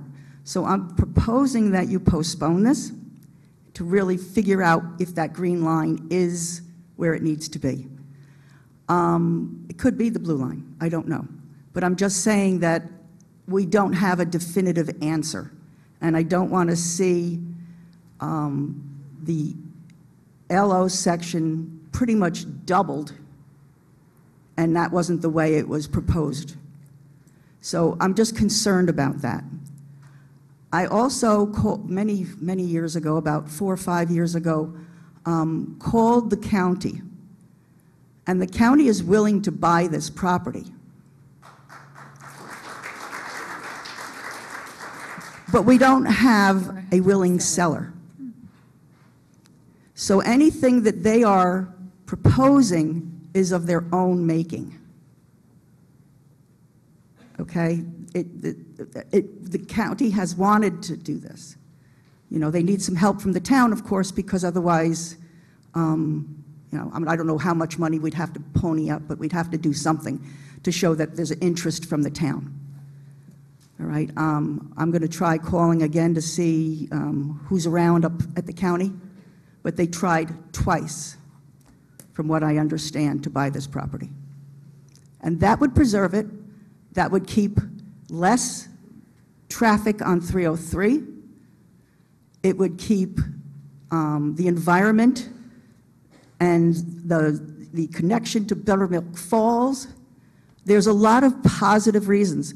This county could literally go, because there's no other dinosaur prints that we know of in county, this county could literally go on a true trail map for, you know, for having people come here to look at us from prehistoric to Nike. There could be a total map, and people would be concerned. New York City wants to come up. New York City people want to have a place to go that's within driving distance, just to be able to see historical things. And we have that. And I'd really not like to see this property get damaged or destroyed for money, because that's what we're talking about.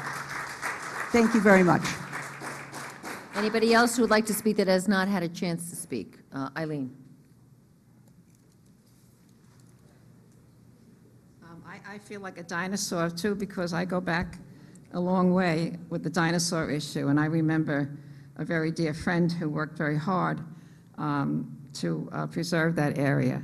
And anyway, the dinosaur issue is important, and from what I can gather, if this particular line is changed, that this dinosaur tract will be built over with another self-storage facility.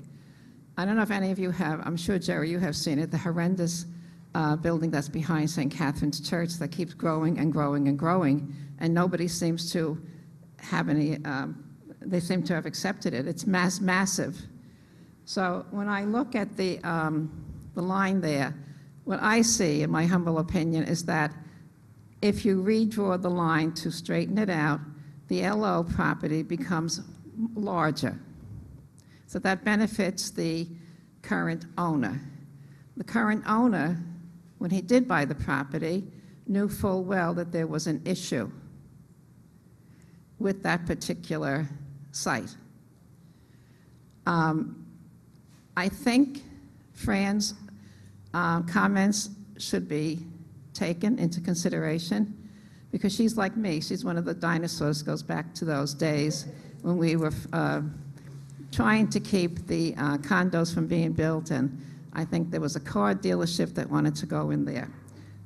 It is a delicate piece of property because from what I have seen with self-storage facilities, they are large, they're tall, they have, it is an awkward piece of property, and I think if the county is serious about purchasing, I think the owner, whoever the owner is, the mysterious owner, should be willing to make a profit on that piece of property and maybe go somewhere else and buy a piece of land that doesn't have these constrictions. I believe there's like 5 different maybe warehouse proposals now before the planning board, and I don't know what status they are, but if they get approved, like the one behind the St. Catherine's Church, and it's pretty awful over there. But anyway, the land there, I think there's this. What irks me is that this particular major. You say it's not a major change. It is a major change. It's redrawing a line, and there's always that, you know, that lack of transparency that's out there in most cases with line changes, zone changes, whatever. These people have lived there for many, many years. They're residential. They're beautiful homes over there. And That particular site has been a concern to them. What is going to go there that will affect their property values? Nobody wants their property values to be decreased, especially in this area, in New York State. And Orangetown seems to be holding its own so far. But Jerry, you live in the area. Paul, you live in the area. This zone, there's something behind this self-storage. It's not, what are people storing? I can't figure things out. Everybody wants self-storage. I don't know what's happening between the warehouses and the self-storage. I don't know. It's just a mess. I'm so confused with having lived here for 52 years, the way the direction of this town is going and what once is being proposed for Orangetown. There's no theater, there's no cultural things coming on. We have a dinosaur tract over there, and I believe we should get in touch. The community over in that area, you really have to unite if you want to stop this, because I get the feeling that this is going through tonight, just from the comments that have been made. It's not fair. It's not fair to the people. That line is very confusing to them, but it's not confusing to the developer. In all fairness, and in view of this word transparency, I think you should put it on hold. There should be more of a clarification on that brown line there, that bump or whatever he called it before. Because if they move that back towards the blue line, I get the impression that that property becomes wider. So that means the self-storage facility can be bigger than what maybe they have planned. Who knows? I don't know. I don't have something in front of me that could tell me the future. But anyway, I think it's fair, only fair, to the people that live in that community for maybe 25, 30 years, whatever, that you just pass this through tonight. And I have heard the comments and the eye rolling and everything else that has seen sitting in that spot that I sit in.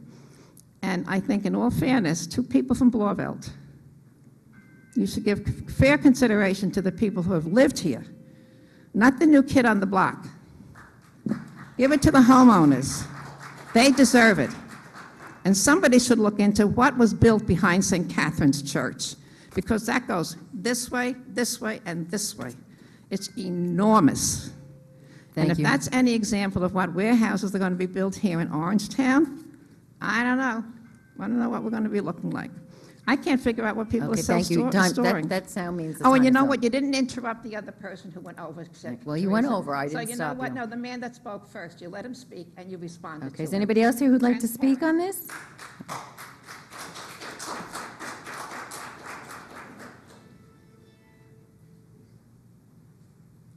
Good evening. My name is Rick Tannenbaum. I live in Valley Cottage, but I was doing some research in advance of this meeting, and I noticed that in your prior comprehensive plan, you refer specifically to this property, and the plan notes that it specifically says the site where the dinosaur tracks were located, and that it was recommended in 2000 by the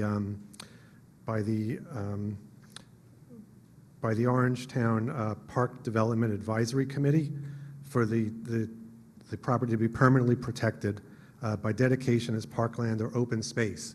And I know that never happened, but that is part of your comprehensive plan and part of your history.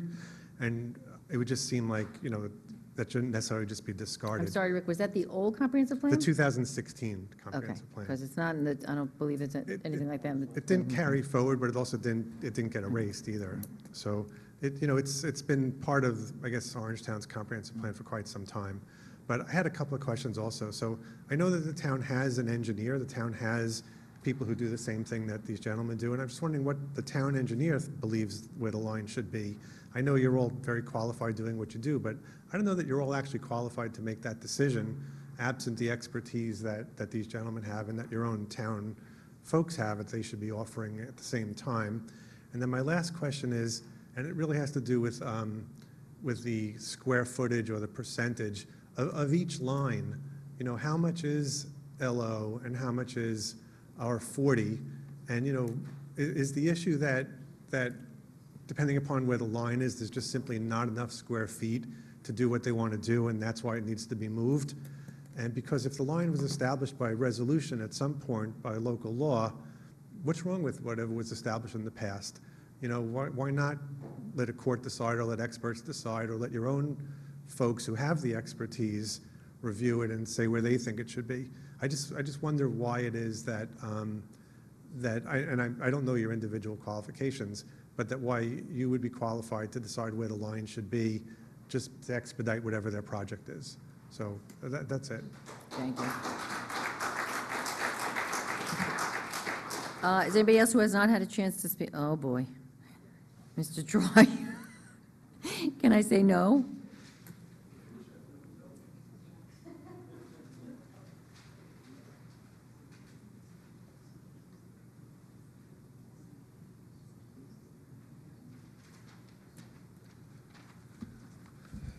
I'm going to try and read my writing, but I agree with one of the earlier speakers who said they were a dinosaur. I'm a dinosaur. I was on the town board for 22 years, and it's one of my idols, Yogi Berra, said this is deja vu all over again. As far as the dinosaurs, I always thought it was a smokescreen, and I told people living on Greenbush that it was a smokescreen. I'm not into dinosaurs, but okay, I'm a Neanderthal. But one of the last meetings dealing with dinosaurs, there was a paleontologist here, and he was not in favor of saving it, the print there. And I don't know what year that was. Could be 2015. I don't know what the year was. But that was somebody who obviously knows far more about dinosaurs than I do. But one of the things I do know, there was no commitment by the board to buy the property and make it a park. None, zero. You know, that's a falsehood. One of the things I was part of, we bought the Collins property up on Mountain Road, all right? I voted against that. It was a 4-1 vote. 2 other Republicans voted for it. I voted against it. I said it would never be used, the Collins property, right? Because the house didn't go with the rest of the property. And that was part of dealing with the county and free space. To me, it was a waste of money. And I'm saying the same thing here. There's no commitment from the county to buy this. I don't know who you're talking to, who's saying, oh, county is going to buy it. I just talk with facts, right? I understand you live on Greenbush Road. I've been on Greenbush Road. I've gone through this many times before. You don't like change. I don't like change. But it's a thing where I'm confused also with the lines. Brown line, red line, or blue line. I am confused with that. But to throw all this other stuff in there is nonsense. Just my 2 cents. Anybody want to speak that has not had a chance to speak yet?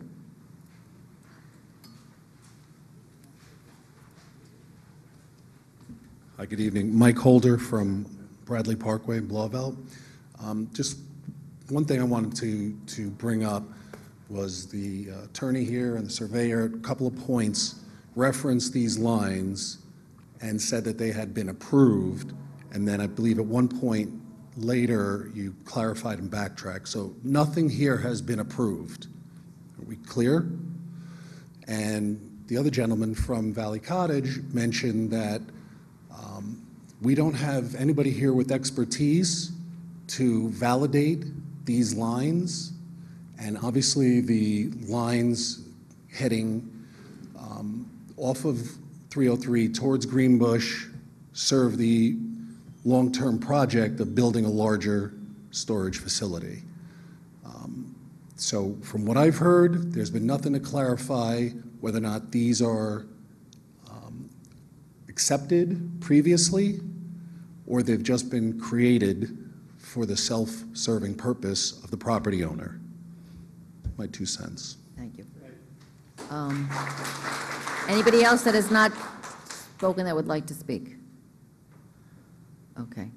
Jay, just for clarification, you said they were, or Don, whoever, I mean, you said that the previously approved were on, they got preliminary approval from... Could I give a little background on this?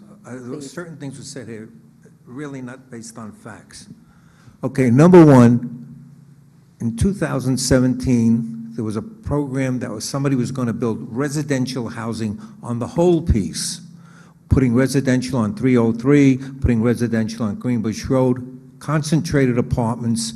That fell through, and it was not Townhouses, done. right. It was going to be on the whole piece. Then somebody bought it, and he was going to put his factory there. I was not part of these things. He was going to put his factory there. He was going to put his factory on the whole piece.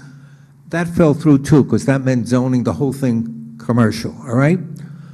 What we have here, which was done, remember, we're only trying to codify a line. These studies that these people are asking for will have to be done when it goes to planning board and zoning board. Please understand that the commercial piece will in no way affect Greenbush Road. Greenbush Road, there are no connections between the two parcels. They are completely independent. As related to traffic, there's not a traffic problem because the entrance to this commercial piece is right at the traffic light which now exists, which feeds FedEx. So there's absolutely no problem getting to the property.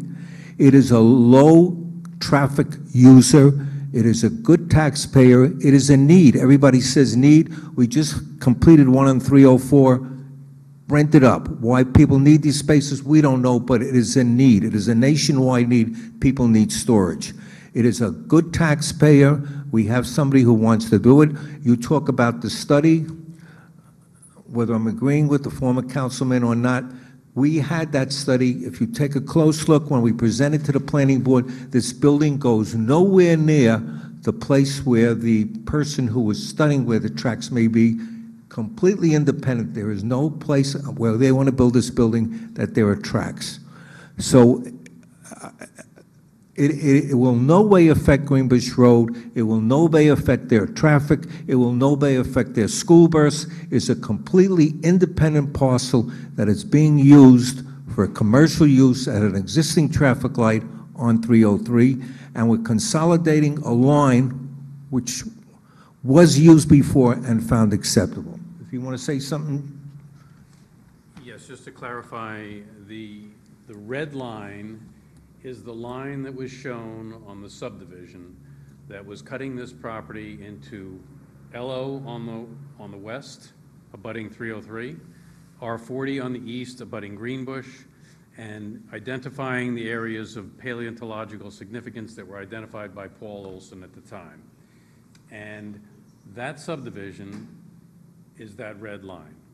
And it was reviewed and approved, and that's what we're asking for the clarification for tonight. We were asking for that to be the demarcation line.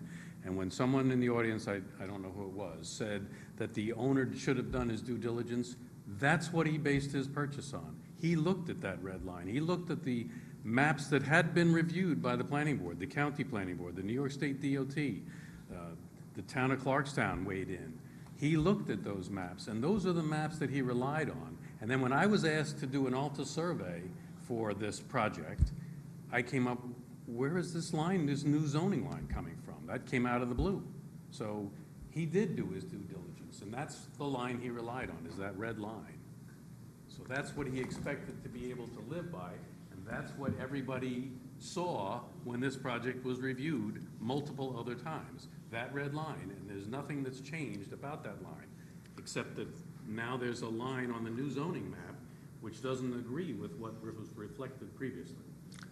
And again, I impress upon the people on Greenbush Road, there is no connection, there will not be a connection between the two properties. They are completely independent, and they cannot connect. Everybody knows the grade situation here. It'll be a commercial building on 303, which is a proper use for that property, and limited traffic. This has the most minimal traffic you could imagine. If we put houses there, it would have 10 times more traffic than we're talking about. It is minimal traffic, good tax rateable, and a need. And all these things that the people are asking for will have to be produced when it goes to the planning board and the zoning board. That's all we're asking tonight, is to establish the line so we can go to the planning board and the zoning board.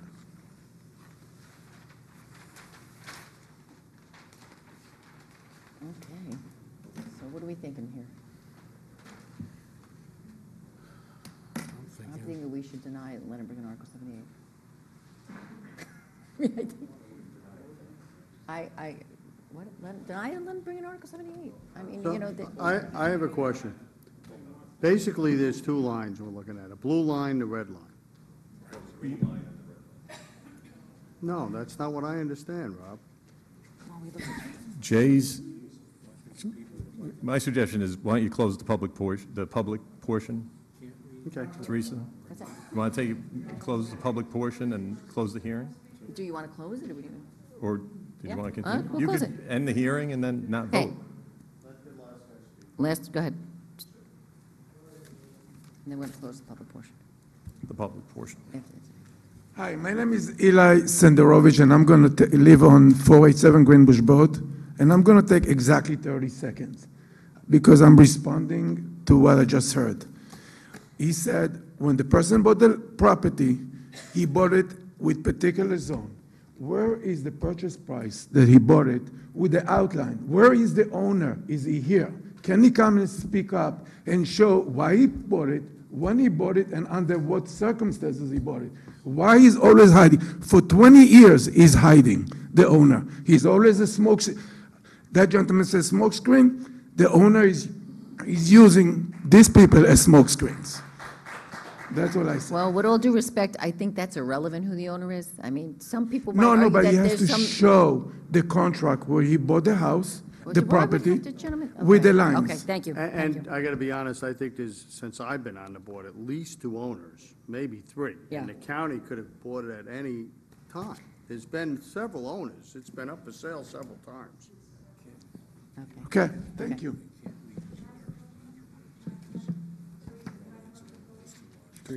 This last comment. We have a whole meeting to get through, too.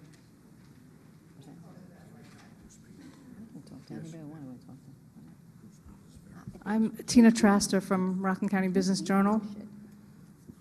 I'm confused about something. I'm hoping I could get an answer. The applicant keeps discussing that there was a previous subdivision and that was reviewed, and I'm not sure it ever got approval because it doesn't seem to be that way from the notes that I looked at before I came here tonight. But my question is, even if the subdivision was approved, what did that mean for where the line was at that time? Because I think that's not come up, and I would really like an answer before I attempt to report on this. So if somebody could respond to me, I'd appreciate that. Thank you. Okay, so can I get it? Oh, it's going to close if you, trying to close the freaking meeting. Did you want to respond about the Palladino subdivision? Where was the line before the last subdivision? No, but that received preliminary subdivision approval, correct? The line that is shown in red was a part of an extensive application that was submitted to the planning board and received a preliminary approval. The site plan that accompanied it was a commercial property along 303 and a residential development, I think it was 9 lots, along Greenbush Road. We Stop. showed it was a cluster zoning, and we were dedicating a portion at the southeast corner as Jurassic Park, is what we called it on the map. It was a subdivision that was reviewed and approved by the planning board. And the only reason it didn't get filed is because the site plan that was accompanying that subdivision plan was defunct after the economic crisis of 2008, 2009. And the people that were going to develop it at that time stopped, and the subdivision expired, as did the site plan review. So it received preliminary approval? The subdivision That's- received that's your preliminary answer, I approval. hope. Correct. It did not get final approval. But it was, as I kept saying, it was reviewed by multiple agencies as well as the public at the time. That's the line that everybody was familiar with.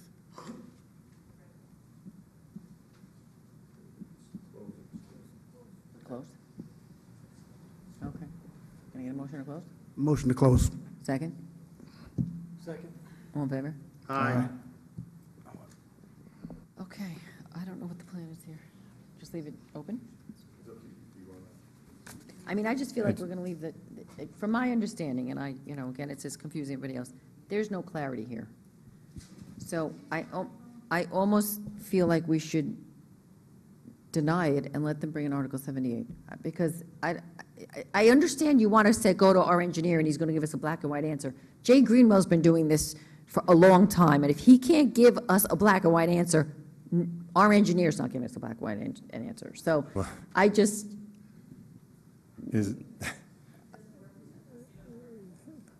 I mean, if we don't decide what is their option... It just stays the way, I guess it stays as is for now. My suggestion would not be to deny it tonight, or either continue it or just don't vote. I mean, if you deny it, I guess you don't have to deny the petition. You've had the hearing, you could leave it. They could bring in Article 78 for a decision, to force a decision if they want. It's a legislative act. You don't have to take you don't have to take an act. You don't have to deny it. You don't have to approve it. You just... So I have a question. There's no need to deny it, is what I'm saying. It doesn't put the town in a good position to deny it. If they want to bring in Article 78 to force a decision, they can. That's what I'm as saying. confused as the people in the audience. First I heard it was the blue line and the red line, and the green line was a measurement line, but no one has the green line. It's really the blue line or the red line. And then it was the green line or the red line. What is the blue line? I'm still confused. Like, aren't we deciding if we don't do the red line, then it's the blue line? No. Isn't the blue Well, what line... if we don't do nothing? What line is it? That's why they're here. Isn't it the blue line that's actually the only one that's confirmed? Right, that was my understanding. What Jay is saying is... Then what is the blue line?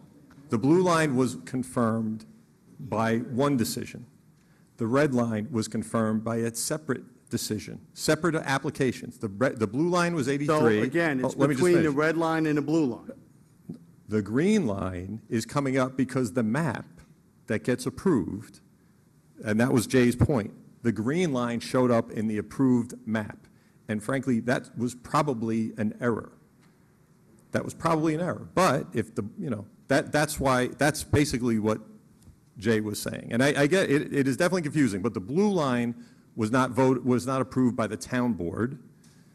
The brown line was not approved by the town board. And the green line was... The green line may have been approved, but Jay's point, and he spoke to county planning, was that they don't have a basis for it to be the green line. What Jay was saying was, if you want to say it again, the basis, what's your basis for it being the brown line? I'm still confused. So it seems to me the two lines that were approved are not on the plan, one being the blue line and one being the red line, and we could basically say, no, we're going to approve the blue line or we're going to approve the red line. I don't think either one makes a hill of beans of difference to the project, because they're about the same amount of property on the left, top, and the bottom. Depending on how you do it, it's just a little different on this side. It's actually, the blue line gives more to the commercial. So it seems like the green line shouldn't even be in consideration here. That's his point. That's his point, is the green line shouldn't be in consideration, but that's what's showing on the town zoning map in the code. That's why they're here, because the green line is showing incorrectly. That's why they came. That's where it is. So my suggestion would be to table it rather than disapprove. Wouldn't there be paperwork to indicate that it was one of the two lines from the past? You said it was almost, it didn't go to approval, it came to a point. Wouldn't there be something on that paperwork that the town is in possession of to indicate that? Why don't you come up to the thing and talk about the green line again? Mention the green line. Okay. I feel like I've been up here since 1999. The problem comes about when I'm being asked to provide a survey that defines all of the characteristics of the property, and it's called an American Land Title, American Congress on Surveying Mapping. It's a special standard of a survey that has to meet a higher caliber for lenders and buyers, et cetera. I have to show them where that line is, and I don't know where it is because there's no clarity. There is no dimension that says where it is. The best that I could show you is the old zoning map, which is what gave me the location of where the red line was. When you look at the new zoning map and you scale it, and you're using 1,000 scale, and you're trying to measure this tiny line on a colored map, that's what you get. And it basically, it deviates from the red line, which is what we had gone by originally, and what was reviewed and submitted in connection with the prior subdivision and concurrent site plan that were being processed through the planning board. And there is a decision from the planning board granting preliminary approval to the subdivision, and I think it was it preliminary site plan, or was it continued? No, it stopped. Yeah, and like I said, that was 2009, and that was the last. So, just to clarify, the red line was on the previous zoning map. In my opinion, again, that's an interpretation of where the zoning line was. And the green line is my interpretation by scaling where the zone line is now. And there's no, there was no local law or anything that There is no changed? dimension, there's nothing that defines it, there's nothing on file with the county planning board, there's nothing that your engineers are going to find, but they may do a little better scaling, I don't know. I mean, it's subjective, that's the problem. And that's the reason that we're here, is that there is nothing that tells you where that line is with any degree of confidence, specifically this far from 303 or running along a radius of 303. There's nothing that defines it with any clarity. So we were asking you to reconfirm the most logical place, in our opinion, which is where it was before, and which is where the owner who owns this property now was relying on. Hey, it was a preliminary approval, I should be able to get the same, I should be able to rely on where that zone line was. Well, guess what? It's not where I'm coming up with. And yeah, Donald said, I'm the bad guy, because I look at the zoning map and that's where that green line is. And it makes no sense to me, because it's a totally nonsensical line that can't be developed in the LO zone, because you can't give the LO front yard and rear yard and put anything there. And it doesn't match the line on the property to the right. It doesn't match the line on the property, which gave it a decent chunk of LO property so that it could be developed commercially with a decent tax base. So on a deed, like when you buy your house, it says your house is 91, there's nothing like that on the guy's deed about it just gives the Yeah, but overall. that's the zoning line. It may be the lot, but that's the zoning line. They would never have a meets and Zone bounds for lines zoning aren't line. defined by No. Okay. deeds, unless they follow a lot line or a center line of a railroad or a road itself.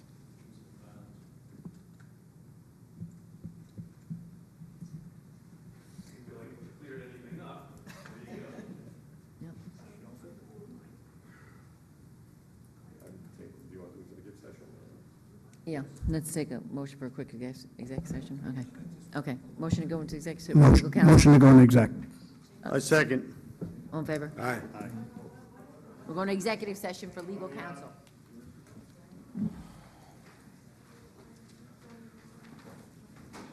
Brian, you got your key? You got your fob? Oh, look, he's in.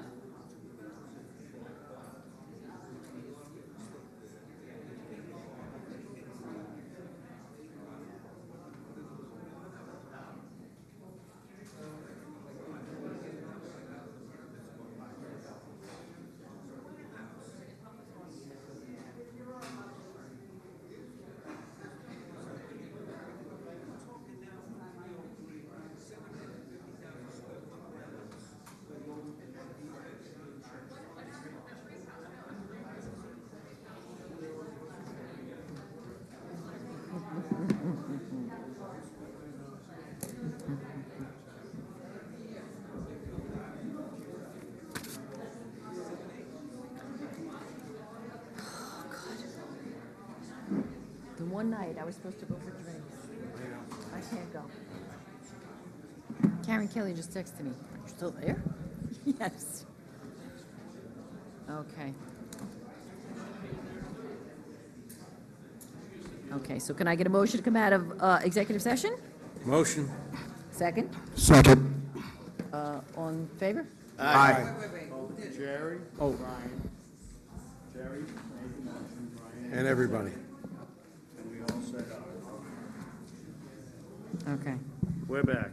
So we have number 10, do we have to vote on to adopt the negative deck before we get to the?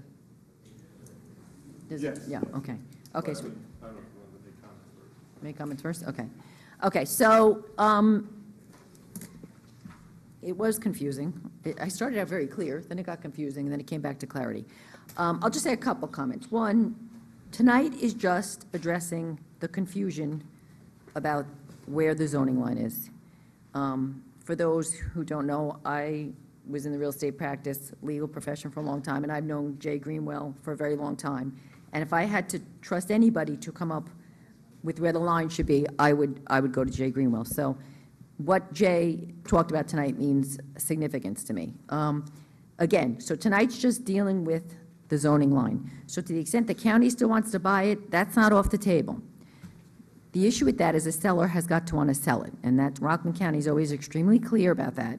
That if there's a parcel, we can nominate it, but the owner has got to want to sell it. So again, it's not off the table.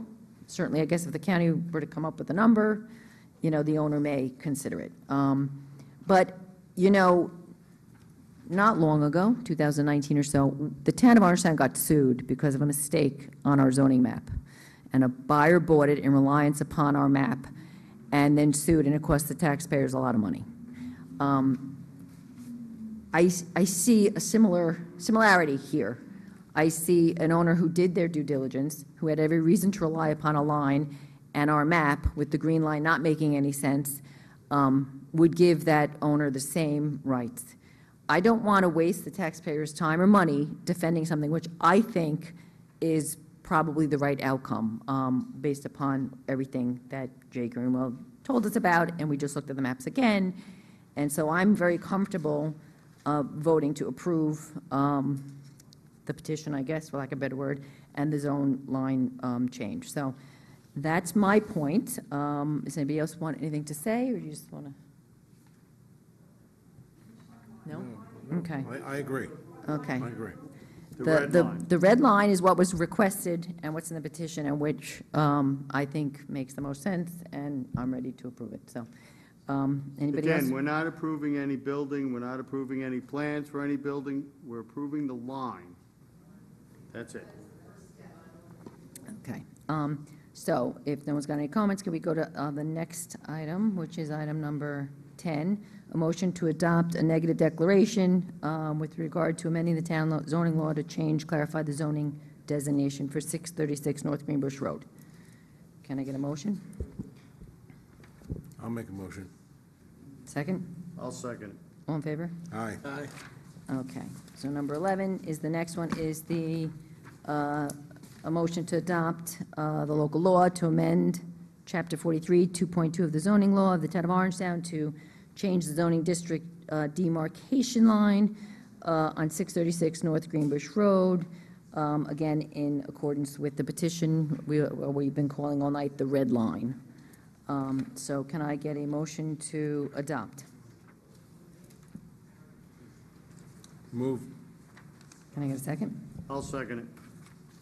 Want to do a roll call? You want to just? We need a roll. You don't need a roll. No roll call? All in favor? Aye. Aye. Okay. Okay. So that item has been approved. Okay. Item number 12. This is the resolution regarding objecting to the Faith-Based Affordable Housing Act, sending it up to our representatives. Can I get a motion? I'll make a motion. Second? Second. All in favor? Aye. 13, acknowledge notice of discipline, appointing hearing officer for employee number 4153. And again, we're approving the compensation for a hearing officer John Sands, amount not to exceed $5,000. Motion? Motion. Second? I'll second. All in favor? Aye. Number 14, amend Resolution 131 of March 5th, awarding the contract to, again, this is the washing board, which is basically waiving the $1,000 performance bond. Motion? Motion. Second? Second. All in favor? Aye. Okay, number 15, approve certificate of sewer registration. Motion? Motion. Second? Second. All in favor? Aye. Number 16, approve authorized agreement for a gas-powered vehicle replacement project, which, again, is an electric sweeper. Motion? Motion. Second? I'll second. Sorry. All in favor? Aye. Number 17, grant permission for Alphonse Soma to attend, from December 2023. Is that right? We're doing this retroactive? Dates are.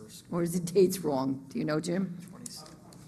I'm sorry, just on number 17, the dates show 2023. I don't know if It's we... on Zoom, so they're probably doing it different No, nights. it does say nunc pro tunc, remember? Oh, you're right. It does say number. Now Okay, for so that them. means they did it already. Okay, sorry, I didn't see that. You're right. Okay, so can I get a motion? Motion. Second? Second. All in favor?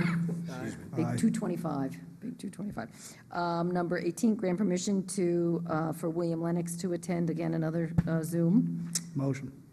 Second. All in favor? Aye. Approve agreement for the expenditure of highway monies in the town of Orangetown for the pavement preservation and repair program. Motion. Second. All in favor? Aye. Okay, number 20, award a contract for curbside collection of residential recyclables to Capasso and Sons. Motion. Second? I'll second it. All in favor? Aye. Number 21, accept with regret the retirement of Michael O'Sullivan from the Highway Department. Motion. Motion. So- Second? I'll second, sorry. Okay, all in favor? Aye. Number 22, accept the donation of the Eagle Scout project for the communication boards. Motion? Motion. Second? Second. All in favor? Aye. Number 23, accept the donation of a memorial bench for Veterans Memorial Park in loving memory of Michael Kenneth Murray. Motion? Motion. Second? Second. All in favor? Aye. Number 24, accept a donation memorial bench on the rail trail for Kathleen Whalen Norowski. Motion? Motion. Second? Second. All in favor? Sorry. Keeping you awake, Jerry? I'm sorry. I'm sorry. Number 25, accept donation of a memorial bench at Tappan Memorial Park for Joan L. Coffey. Motion. Second. All in favor? Aye. Award the contract for the tree removal at Blue Hill and Broadway golf courses to Save a Tree of Northville, New Jersey, under the Rockland County contract. Motion? Motion. Second? Second. All in favor? Aye. Number 27, police, authorize the intermunicipal agreement with Rockland County for reimbursement for overtime on the counter-terrorism training. Motion. Second? I'll second. All in favor? Aye. Number 28, recognize the appointment of John Curran to sewage system mechanic, effective April 22, 2024. Motion? Motion. Second? Second. All in favor? Aye. Recognize appointment of Lawrence Gianetta to the maintenance mechanic probationary, effective April 22, 2024. I'll make a motion. Second? Second. All in favor? Aye. Recognize appointment of Marty Murphy to the assistant maintenance supervisor, effective April 22, 2024. Motion. Brian, did you move? Yeah, sorry. Motion. Second? Yep. Second. All in favor? Aye. Okay, combine and approve item addendums 32 to 35. Motion? Motion Second? to combine and approve. Yep. Motion. Second? Second. All in favor? Aye. Number 36, receive and accept file documents in the town clerk's office. Motion? Motion. Second? Second. All in favor? Aye.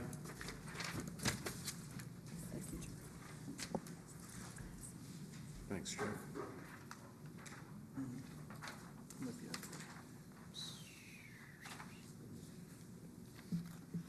The guy left, he's what the heck am I getting myself into?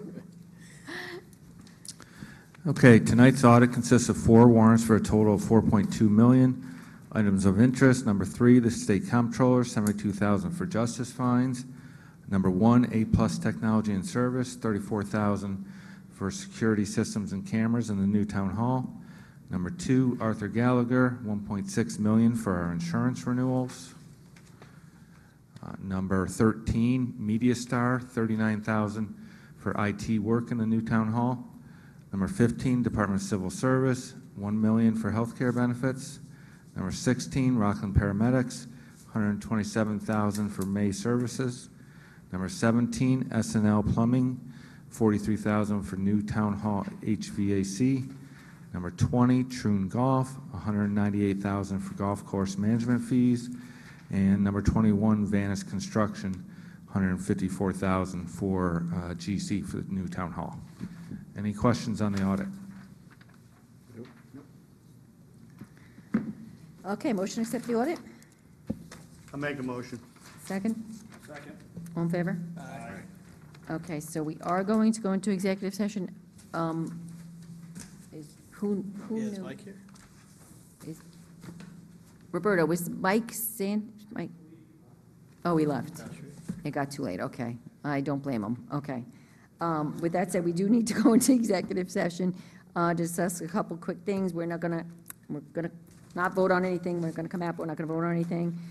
We do have a couple of adjournments, unfortunately. We have Matthew Duffy, resident of Tappan and brother of Orangetown employee Hugh Duffy, Richard Gurniak, resident of Pearl River, Philip Lane, resident of Pearl River, Ed McPherson, retired code enforcement officer for the town of Orangetown, and Casimira Picola, mother of Orangetown employee Rick Picola. So, Lou Lariano, please. Lou Lariano, Lou, how do you spell? Laureano. Teresa, can I have one as well? Yeah. John Buck, Pearl River resident, just passed away. John Buck? John Buck. John Buck is Pearl River, and where's Lou from? Babylon. He hasn't been here close, but I'll give him. Okay. Just a I'll close say, friend. I'll get from Jerry, okay, so, can I get a motion to go into executive session? Motion. A second? Second. All in favor? Aye. Okay. We'll be quick, because it's been a long night.